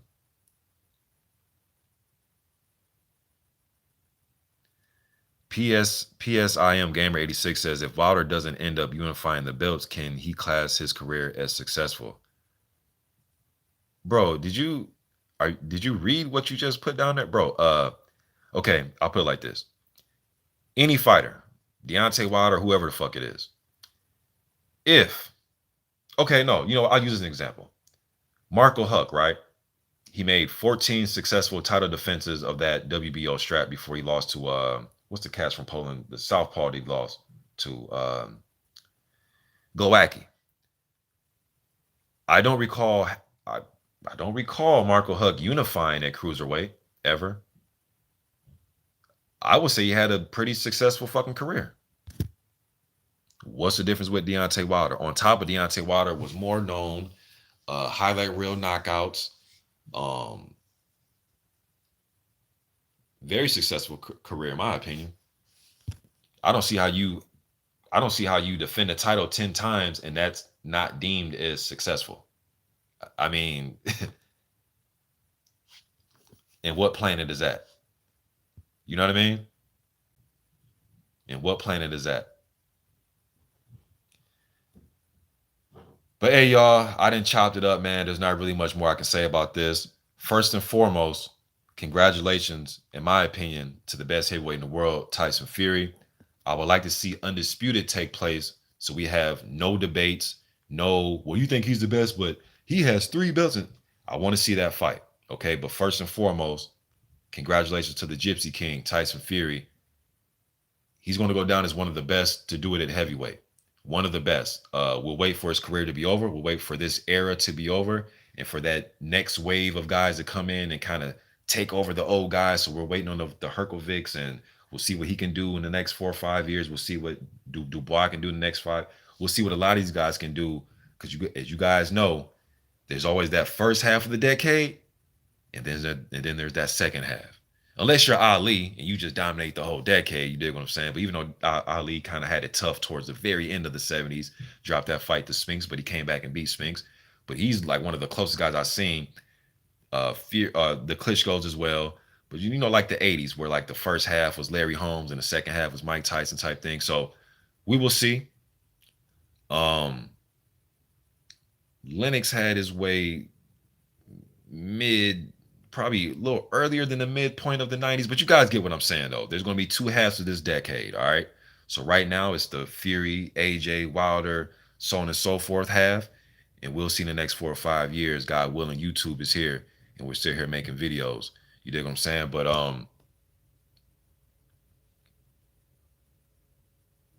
props to Tyson Fury.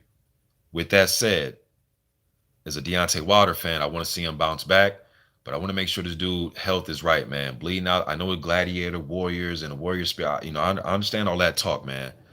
But I also understand the talk of wanting to live your damn life and enjoy your kids and enjoy your girl and enjoy your family and friends, man. And do something with that wealth and invest and do things like that and enjoy the money that you went out there and earned from the ground, from the dirt. You dig what I'm saying? So I want to make sure this dude is right, man, because that shit didn't look right to me as far as bleeding out your ear like that. Um, so once those tests are revealed, and because you don't want no bleeding on the brain or any, you just don't want that, man. I don't give a fuck where you're from or what rivalry is going on right here or trolls. I don't care about that. Want to make sure this man got no bleeding on the brain or anything like that. If that's all cool and everything's wrapped up, going for the rematch, bro. Going for the rematch. You know what I mean? But I'll be back, man. You got Joseph Parker getting ready to fight Shondell Winters. Winters is a guy that had 2 upset victories. Alexander Teslenko. Then he also beat another guy that was undefeated. I forget. But he's going to be fighting Parker. You got the heavyweight card coming up with Kanaki, Helenius. You got Sanchez taking on Joey Deweko. F.A. Jagua is coming back from that scare he had against Lago Kilazi. That's all on the same card. White Pavek, and they're talking about you got Joe Joyce versus Daniel Dubois. Look, man, I'm a Deontay Wilder fan, man, and I'm, you know what I mean? I'm hurt by the loss, because I want him to win, but I'm a fan of the heavyweight division, bro. And there's a lot of shit going on right now, so I'm gonna be covering a lot of those topics. Shout out to all y'all that joined. Shout out to my man Blood Boxing, man. But shout out to all y'all that joined me today, man. Till next time, we gonna get it in again. You dig what I'm saying? Let me see. Stuck in Kiev. Let me go ahead and answer one of your questions, bro, because I missed your last one. But you say, hold on. You say, different topic. Who do you like in Ruiz or Ortiz if they make it happen? Whew, man, that's a tough one, bro.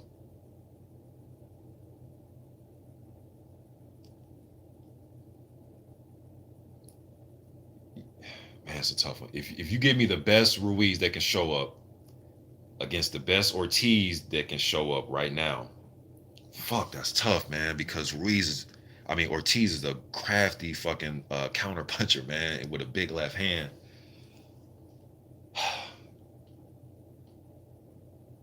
Style wise, bro, you make him probably, but Ruiz is defensively responsible when he wants to be with the high guard. He'll move and shift and duck and roll under punches and come back with his punches. I think it's a possibility he can outwork Luis Ortiz, but if Luis Ortiz can slow the fight down and make it into a 1-punch, 2-punch type of fight and that type of rhythm, I think he'll have the advantage.